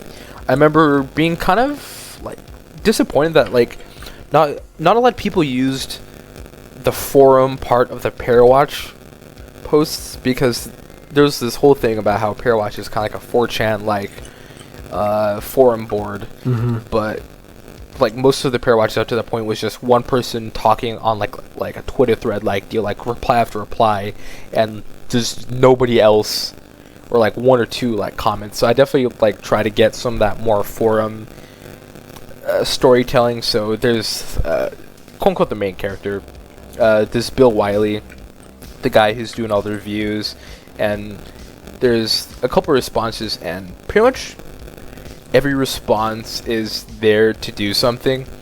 Like there's one where I established the friend because Wiley just like really quickly replies to him. It's like, oh, thanks for like sourcing it. And then the second one is like I'm talking about the games, like where he stores the games so I can get the setup of that airtight, or not airtight, but airtight like sealed closet. Then the third one is setting up how it's like he's really like getting into this game. Like he's like, oh, this is a great game. Pretty much all his response after this are, yeah, this game is great. It's like, this is 11 out of 10. This is 12 out of 10.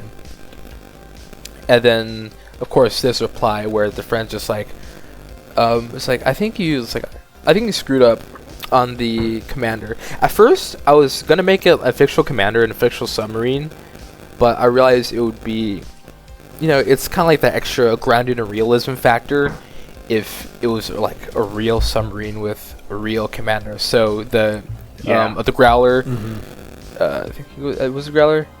No, a Scorpion's a real submarine, and Bill Wiley was the actual commander, of the Scorpion, and it did go missing in 1944, and they haven't found it yet. It's one like the 30 or 40 missing submarines in the Second World War, and yeah. So after I finished it, I had written it all out, and I was gonna put more images for it, but I felt like by the end I was just like, I don't think I really need them, and I just needed the one with the I'm mentioning the Henry Cooper, how Henry Cooper is an ex-Arcadia programmer, and tying that into, oh, the commander, he basically got like almost sucked into the game essentially.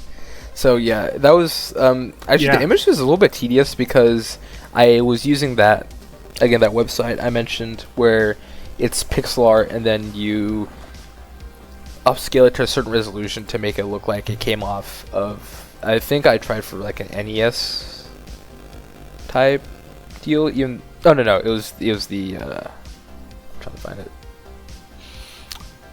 Spectrum Holobyte. So that would be what? Yeah. The spec. Yeah. It's like right in between the 2600 and the NES. Spectrum Holobyte's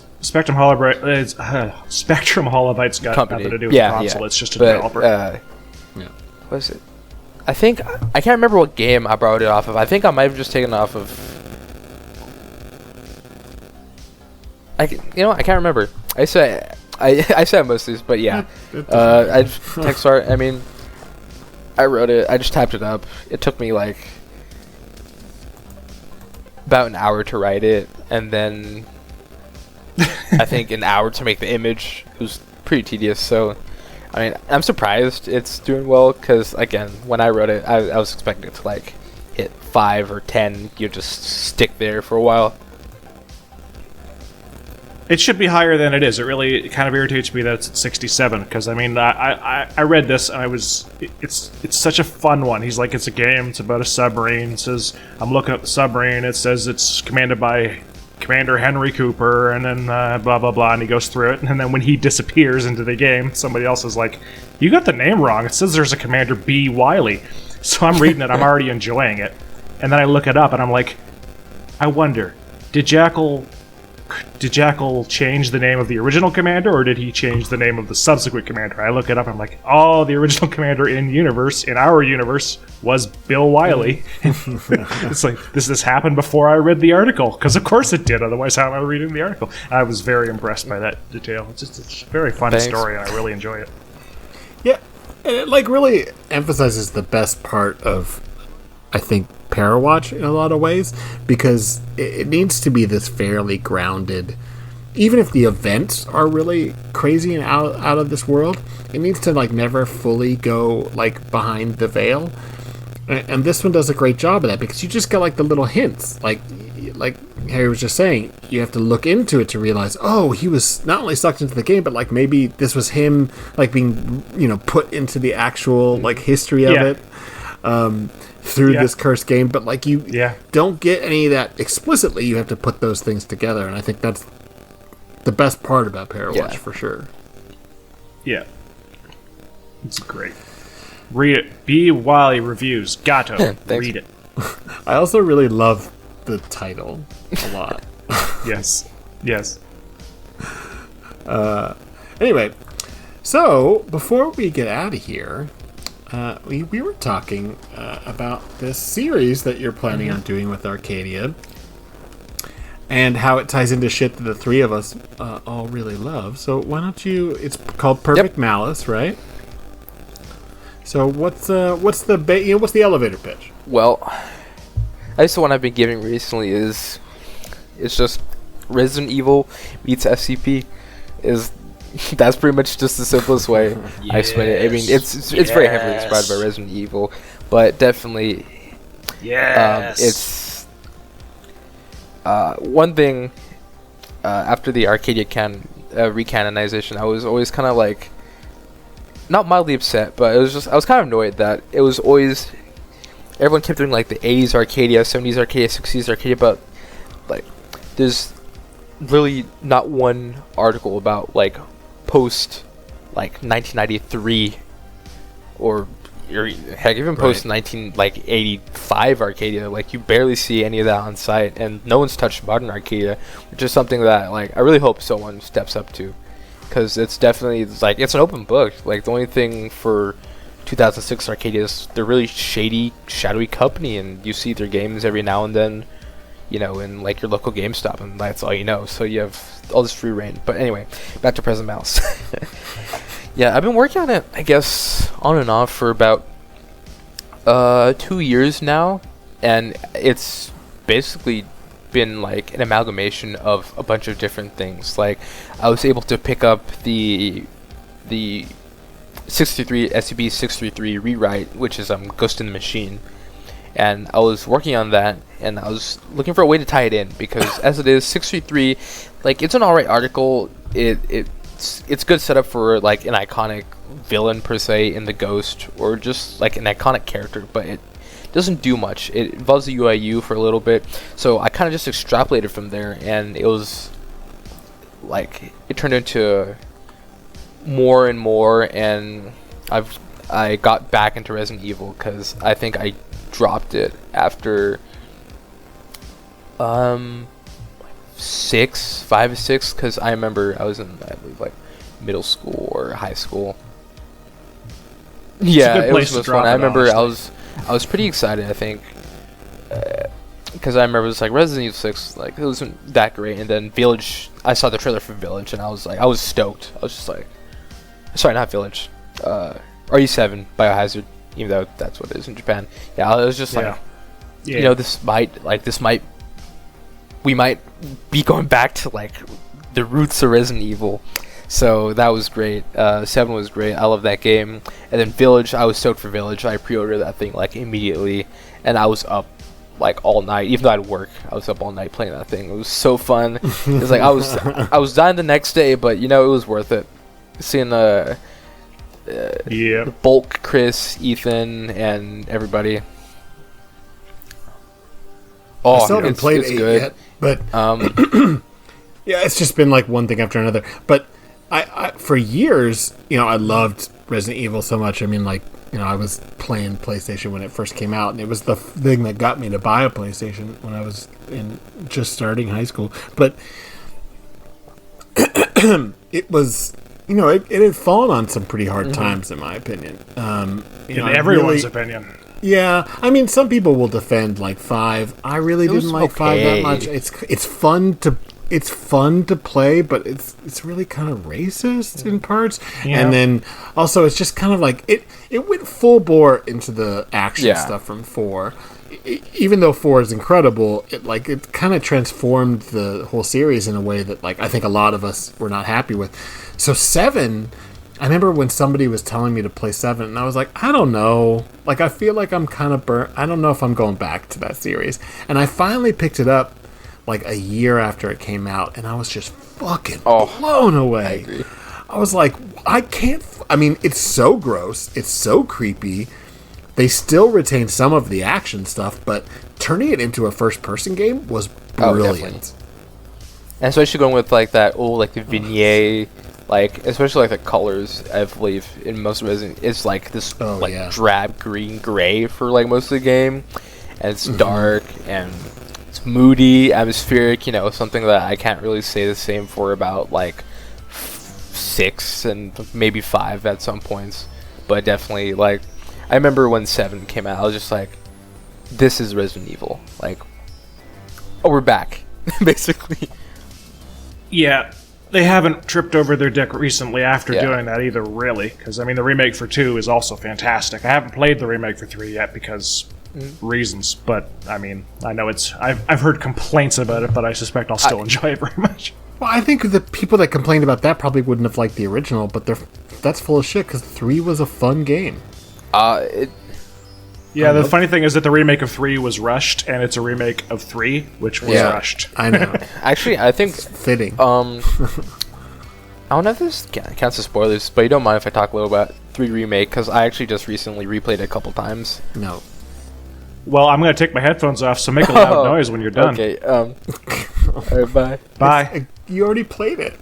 Bye. You better type in the chat when you're done, because I'm leaving. Bye. I said I hadn't played it. That's what I said. Those were my words. It's a remake. Okay. Let me know when it's over. Yes. Yeah. All right. Are you there, Harry? Okay. No. Yeah. But they got rid of I think pretty much they got rid of a Raccoon Park. They got rid of the clock tower. Yeah, and it's really? On standard, I beat the game blind run first try in 2 hours and 7 minutes. Ugh, yeah, and with all the coins and everything that you can get, even I was able to quote unquote speed run Inferno, which is the hardest difficulty, mind you, in a minute. Sorry, an hour, 30 minutes, hour 45. So yeah, RE3 remake is definitely short, and it sucks because it's no B scenario or anything. At least RE2, even though they cut yeah. I thought. Well, the reason I kind of fell in love with 3 was the Mercenaries game. Do they have that on the remake? Because or no? they cut it out because they had it. What? It's in Village, which I appreciate, but they cut it out of 3, and at least RE2 remake had 4th Survivor, Tofu Survivor, and it came with the extra Ghost Survivor game modes. But yeah, RE3 once you're done, there's not even Mercenaries. It's just going back and trying to get.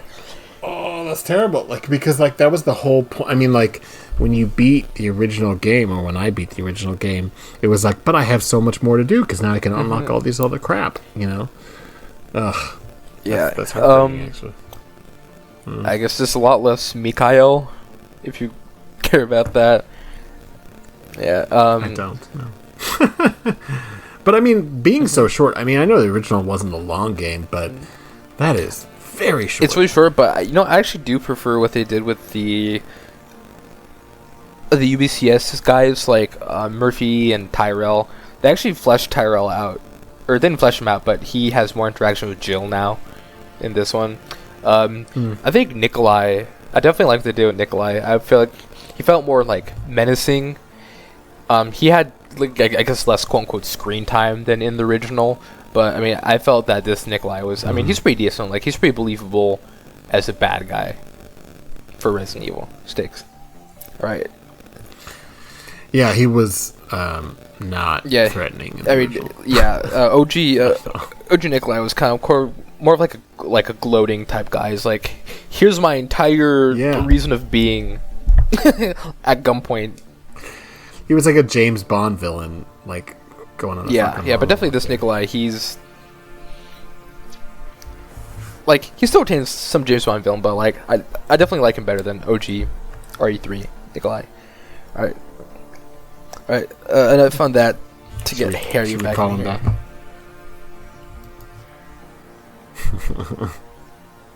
Harry, welcome back.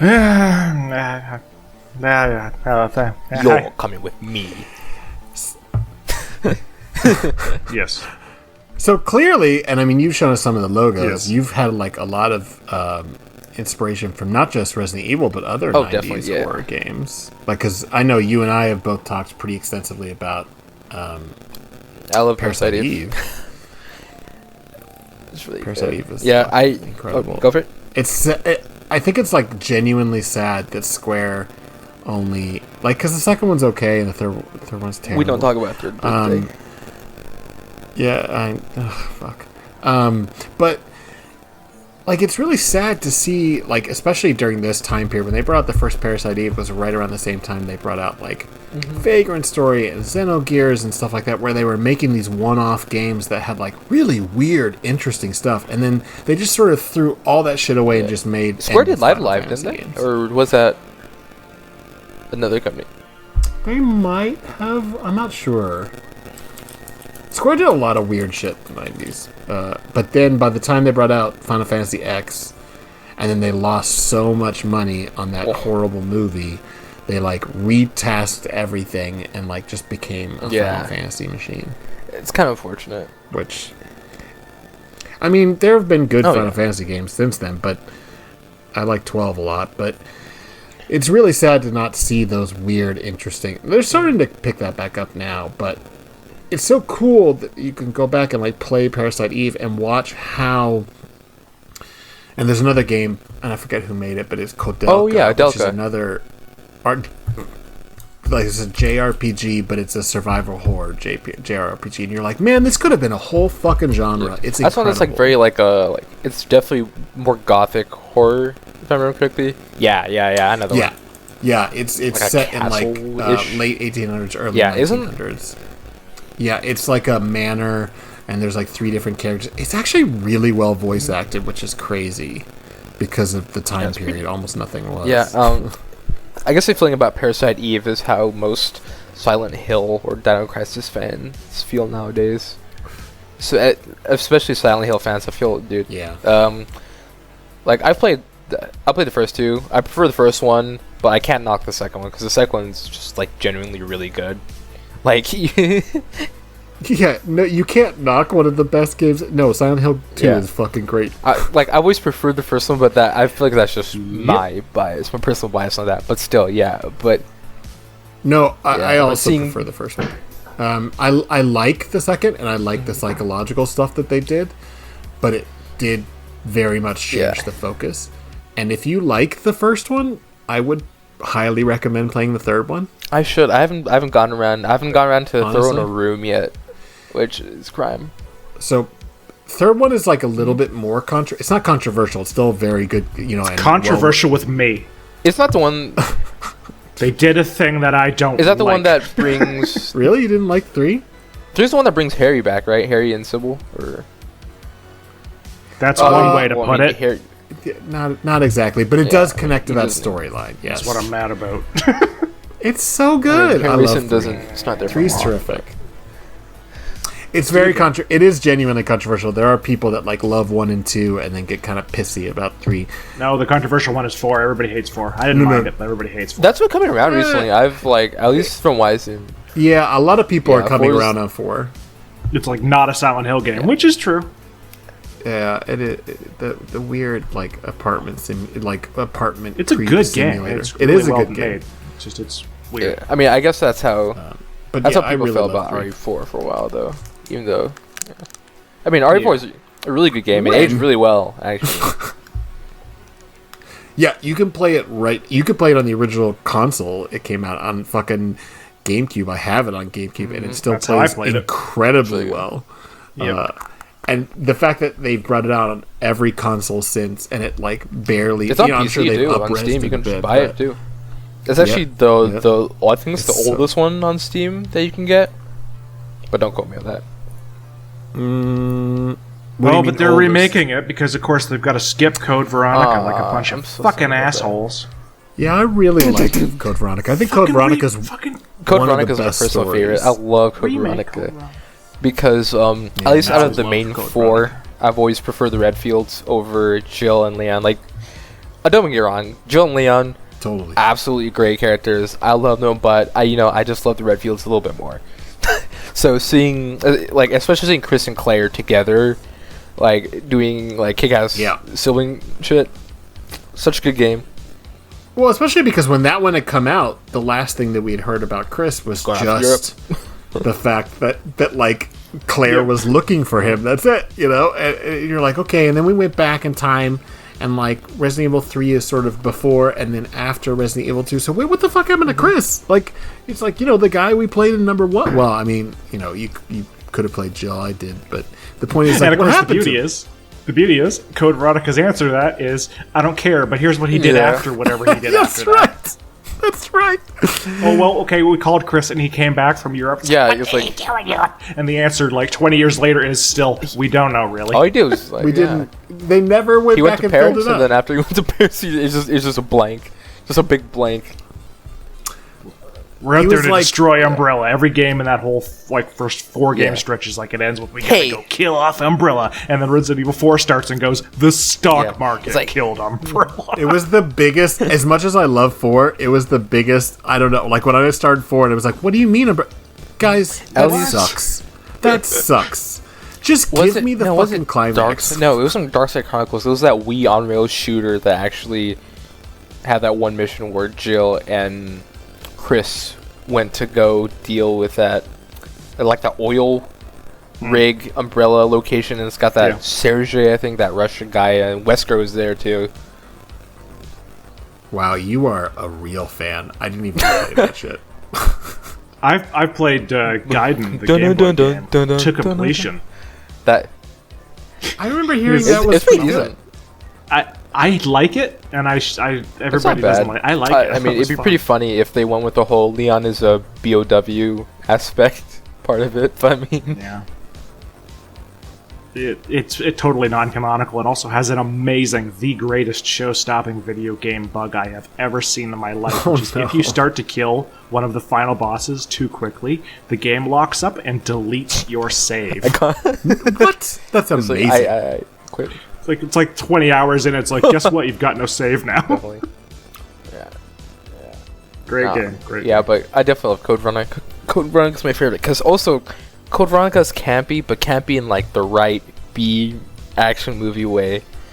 Oh yeah, it's just over the top as hell. And it's just enjoying Wesker's return is iconic. Oh, so good. So iconic. And actually, I think Code Veronica probably has one of the best Resident Evil scores for the OST. Like every track is perfectly good soundtrack. I mean, there's some. I like that you travel all over. Like I like that it feels like a definitely epic, huge scope. Like it's not just on one place. Like you start on that island and then you're in fucking Antarctica, Alaska or Antarctica. Antarctica, yeah. It's so fucking cool. The only thing that really bums me out about it, both on replay and the original time I play, is that stupid boss fight where you have to. The Nosferatu one. Yep, we had to shoot it in the heart. and it's the technology just clearly wasn't there, and it was like, I can't aim this shit.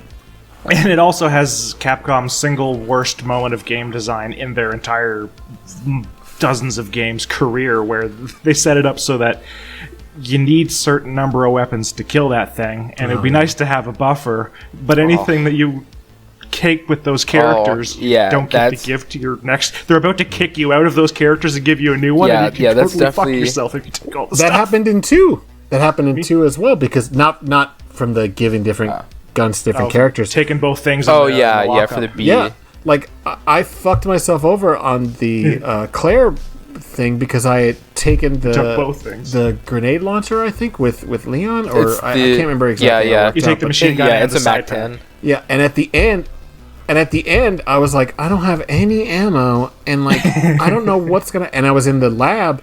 I was like, how do I? And I finally went to the library and got one of those strategy guide magazines and was like, what's happening with this? Oh, you missed what? How? What? You can't go back. I tried. Survival horror games. I remember. I think the first time I played it, I was not skipping through it, but every time you get something, you kind of just hit the buttons, right? And I was hitting it too fast, and I grabbed both of them as Claire A, and I was just I'm gonna regret this on Leon B, and I sure did. So he's a cop; he'll be fine. It's up to us to take out Umbrella. First day on the job, great, huh? It's funny because he was canonically hung over too, he just got dumped. And he drove drunk to Raccoon City. That's why he's so late. Iconic. He's such a cop. He meets a hot woman, and the hot woman vaguely implies that somebody else might be a jerk, so he's immediately a jerk to the guy because the hot woman doesn't like him. You must be Ben. Wake up. He's been simping over Ada for a good 6, 7, 10 years. 30 years. For however long. I just I feel like most of the games have barely addressed it. And in one of those terrible Resident Evil movies, they had the Chris character put his hand on Ada's leg, and she just took his hand and pushed it off. And I was like, about fucking time. Oh, have you guys seen the Welcome to Raccoon City yet? No, you didn't? No, I haven't. I went to go see it in Chris' cosplay. Of course you did. I heard not great things about it, but who cares? What I can say is it's like the Ready Player One of Resident Evil 1 and 2. It's like the greatest hits version. Yeah, it's... Yeah. I mean, that's what it looked like. It's basically just kind of the biggest plot points of 1 and 2 kind of smushed together in one night, because even though they take place months apart in the actual games. Yeah, that makes sense, though. Wesker's less...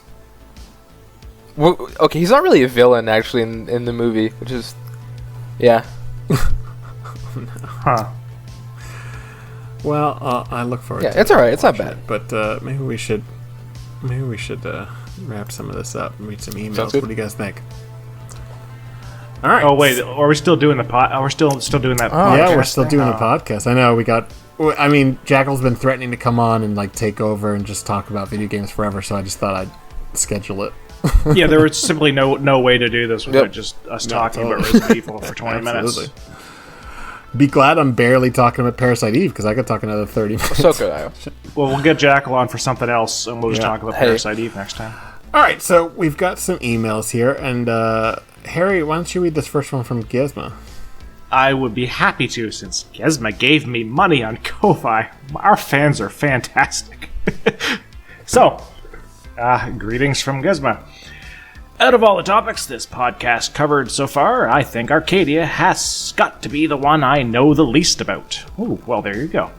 I know I've often been deceived by their name's weird color, thinking it was a link to some sort of hub, only to click pointlessly, as it turns out it was just purple. The stuff I remember the most about them is that one P&L entry from IP. Yes, that's right. IP did a excellent procurement and liquidation. It's almost kind of like a sequel to the one that we looked at today, in the sense that it's also an Atari 2600 dev kit thing. And SCP-6117. And it's excellent. It's another great Atari one, and so that's a good thing to have read for sure. Ready or Not, and Here I Come from Harry's Great Tale series. Is this why I had to read this? Time after time, password series. I had a lot of fun writing the Arcadia ones. They were a lot of fun, which is why it ends up being two tales when most of the things in that series are just so one tale. good. Can I just say, I love the art in your group, in your password series. I don't know why, but like it's very. Oh. I don't know why. No, I understand what you're saying there because it's amateurish. Yeah, but it encapsulates, like that kind of like sort of like feeling you get from the articles. It's very like, I don't know how to put it. I mean, personally, I'm just like, oh yeah, that's like the Harry Blank style. Like I couldn't describe to you what the style is. Yeah, you but can tell when I've drawn something. That's for sure. It works. It's cohesive, and I think it looks great. Well, thank you. I appreciate that. Yeah, it's a good tale series. You write well. I guess you read All it. right, stop. I'm just saying. Just saying. Yeah. Email continues. And that one article where two playtesters get their minds trapped in a video game, but their hurt boxes are all mixed up and they're having a very bad time. What one is that? Does anybody know? They're all hurt boxes are all mixed. I'm vaguely I'm vaguely aware of it. I just don't know what it's called. I'm getting all messed up. Okay. Yeah, I'm not sure. So, as an Arcadia neophyte, I'm looking forward to learning more from this episode. Well, I hope you were looking forward to learning more about Resident Evil. And, Present malice. Perfect malice. You gotta get somebody recorded to do that. I was so tempted to do it myself, honestly. It's perfect. Yeah. Perfect. And then there's a note here where Grigori explains that we didn't include Ip's thing because we're on the same team and the contest is going on. Shrug. Well, here's the thing about that, though. The contest ended 45 minutes ago, Grigori. Yeah, but not when I wrote this. And we got the same place that we got in the K-Con. We got 6th place again. Well, people should read our stuff more, goddammit. Perfect malice. Anyway, thank you very much, Gizmo. All right. So the next email is from Crowcat, and it says, "Hello, it is I, Crowcat, once again. I think Arcadia is really neat, and I'm excited to hear you folks talk about it. I wonder if I'll learn something new. Hopefully you did about how cool Parasite Eve, Silent Hill, and Resident Evil are." And also that Arcadia's purple doesn't mean anything. Right. Arcadia has a lot of versatility as a story element, and when it's used, it's going to be a fun time. But one aspect I haven't seen used much is its ability to tap into that old-school haunted video game creepypasta aesthetic / feeling. Really? I feel like that's all of them. I mean, there are definitely articles that utilize it, like B. Wiley Reviews, Gato, Dark Knights of Showbiz Pizza Place, and Panopticon, but I'm a bit surprised that aspect isn't used more. I feel like that's all of them. But, certainly there could be more of it. And then Grigori, who has also, I think, sent an email for every single podcast, which is nuts. My knowledge of the GOI of today's episode is basically null, basically only being aware that its original name was Atari and it needed to change to not attract the real Atari to copy strike. So basically, I'm hoping for this episode to allow me to discover a part of the wiki I had no idea existed. But he always sends a question, which I love. So for today's question, which solo article are you most proud of writing? I say article, but you can answer with tales too. Tales are articles as well. And also says, I hope we get a Discord for this podcast soon. And lots of people have been asking, so I'll figure it out. Anyway. So which solo article are you most proud of writing, guys? Jackal. Shoot. Like, you're asking the one person... Bang. Who, regularly... Oh, yeah, you hate yourself. I'll answer for you. SCP-5050 is amazing. It's okay. Dragon of Mittenwald. Shut the fuck up. Actually... Stop slagging off our friend Jackalrelated. I like it actually, for probably my favorite solo article, 5 for 20, actually, which is a mission to meta. I think that article is, the one article where...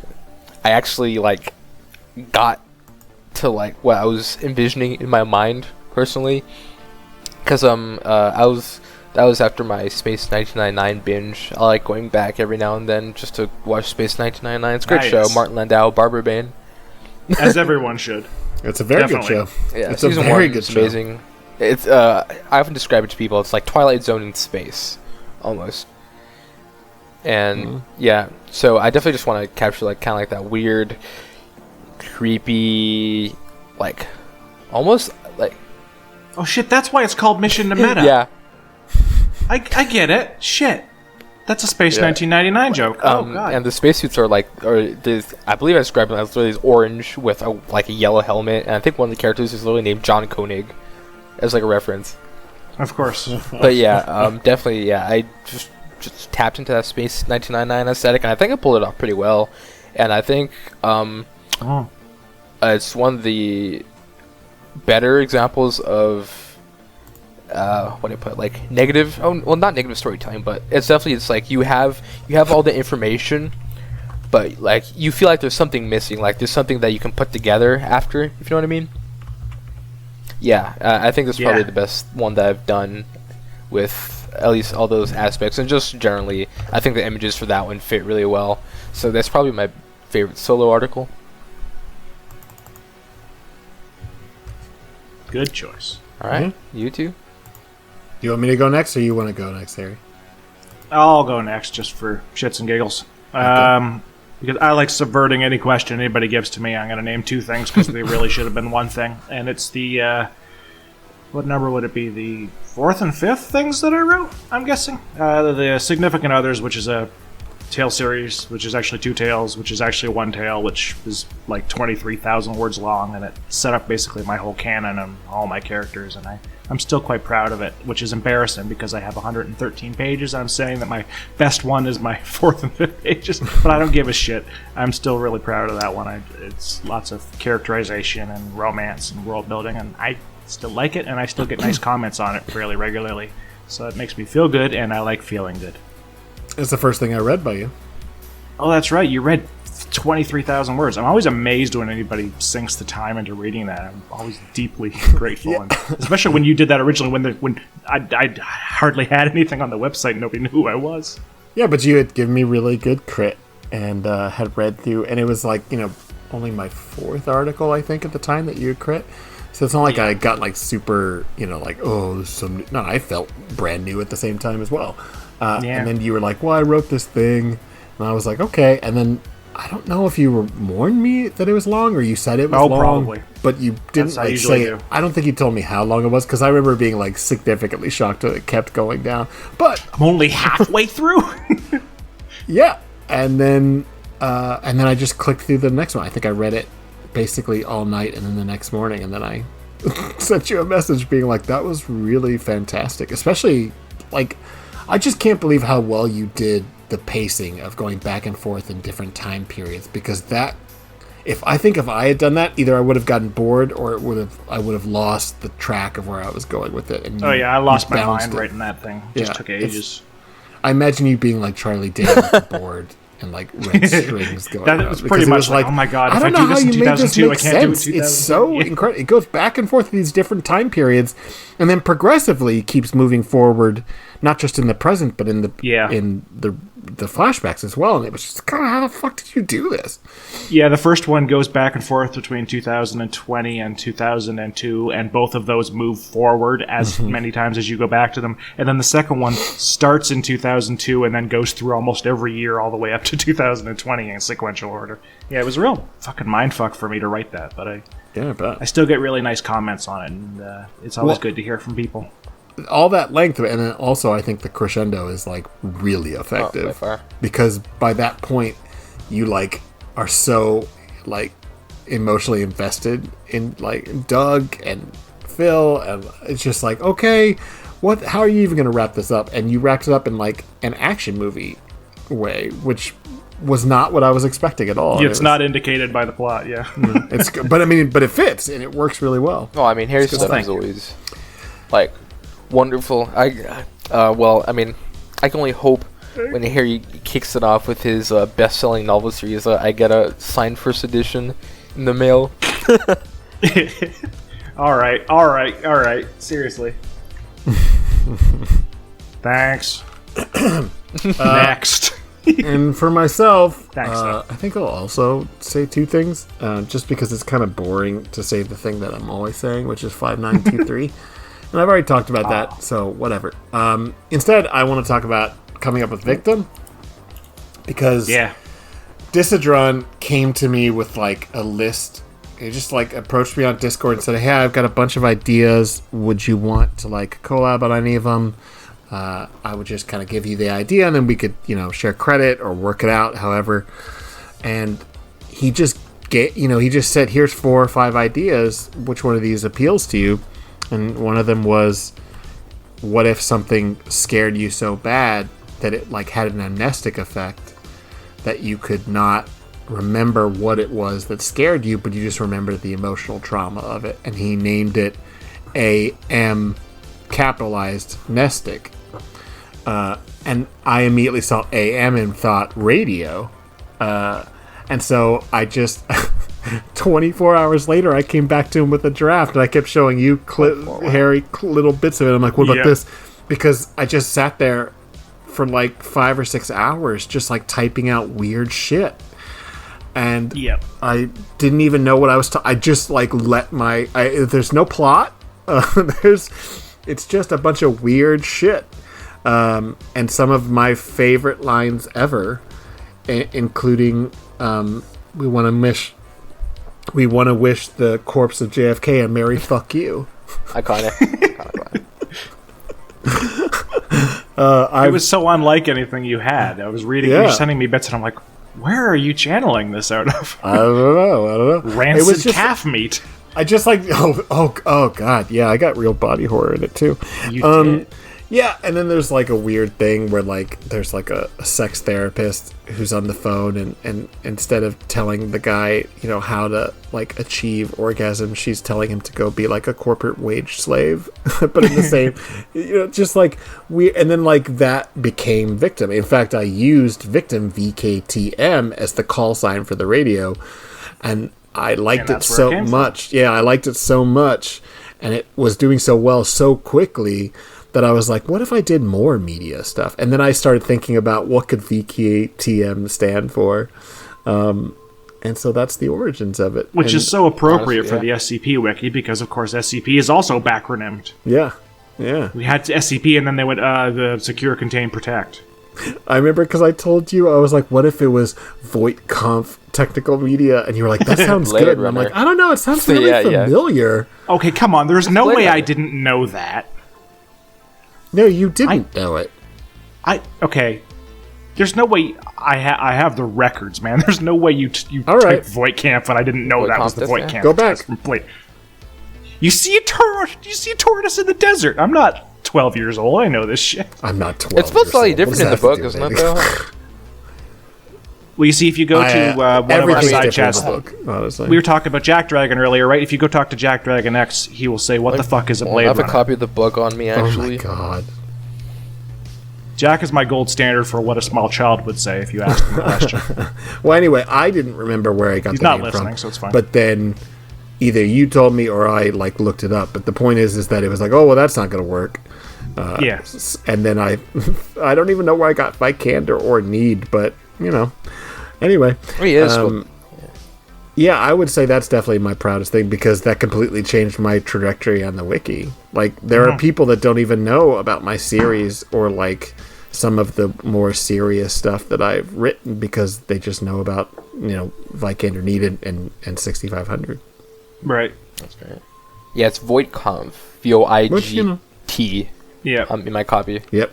Oh, I spelled it exactly the same, which was funny. Like, it was just in my head, but it had been a while since I had seen that movie. But I think you must have been talking to yourself instead of me. I know you mistake me for you all the time. Yeah. Jesus. Anyway. All right. Our email, if you want to send us in, is at simplycreativepeople, all spelled out, at gmail.com. The show's Twitter is SimCreate, but it's SIMCREAT. I'm at Grigori Karpin on Twitter. I'm at Harry Blank. And SCP. SCP. Oh yeah, that's right. Yeah, there's more letters. I'm at Harry Blank SCP. I knew that. On Twitter, I'm just at Jackalrelated. Nice. Excellent. All right. Well, let's get out of here. We'll see you guys next week. I'll be on next week with you guys. That's right. You taking over. Harry's gone. He's over. Yeah. I quit. gotta talk The about end. perfect Goodbye. malice for just another month straight. Perfect malice. Man,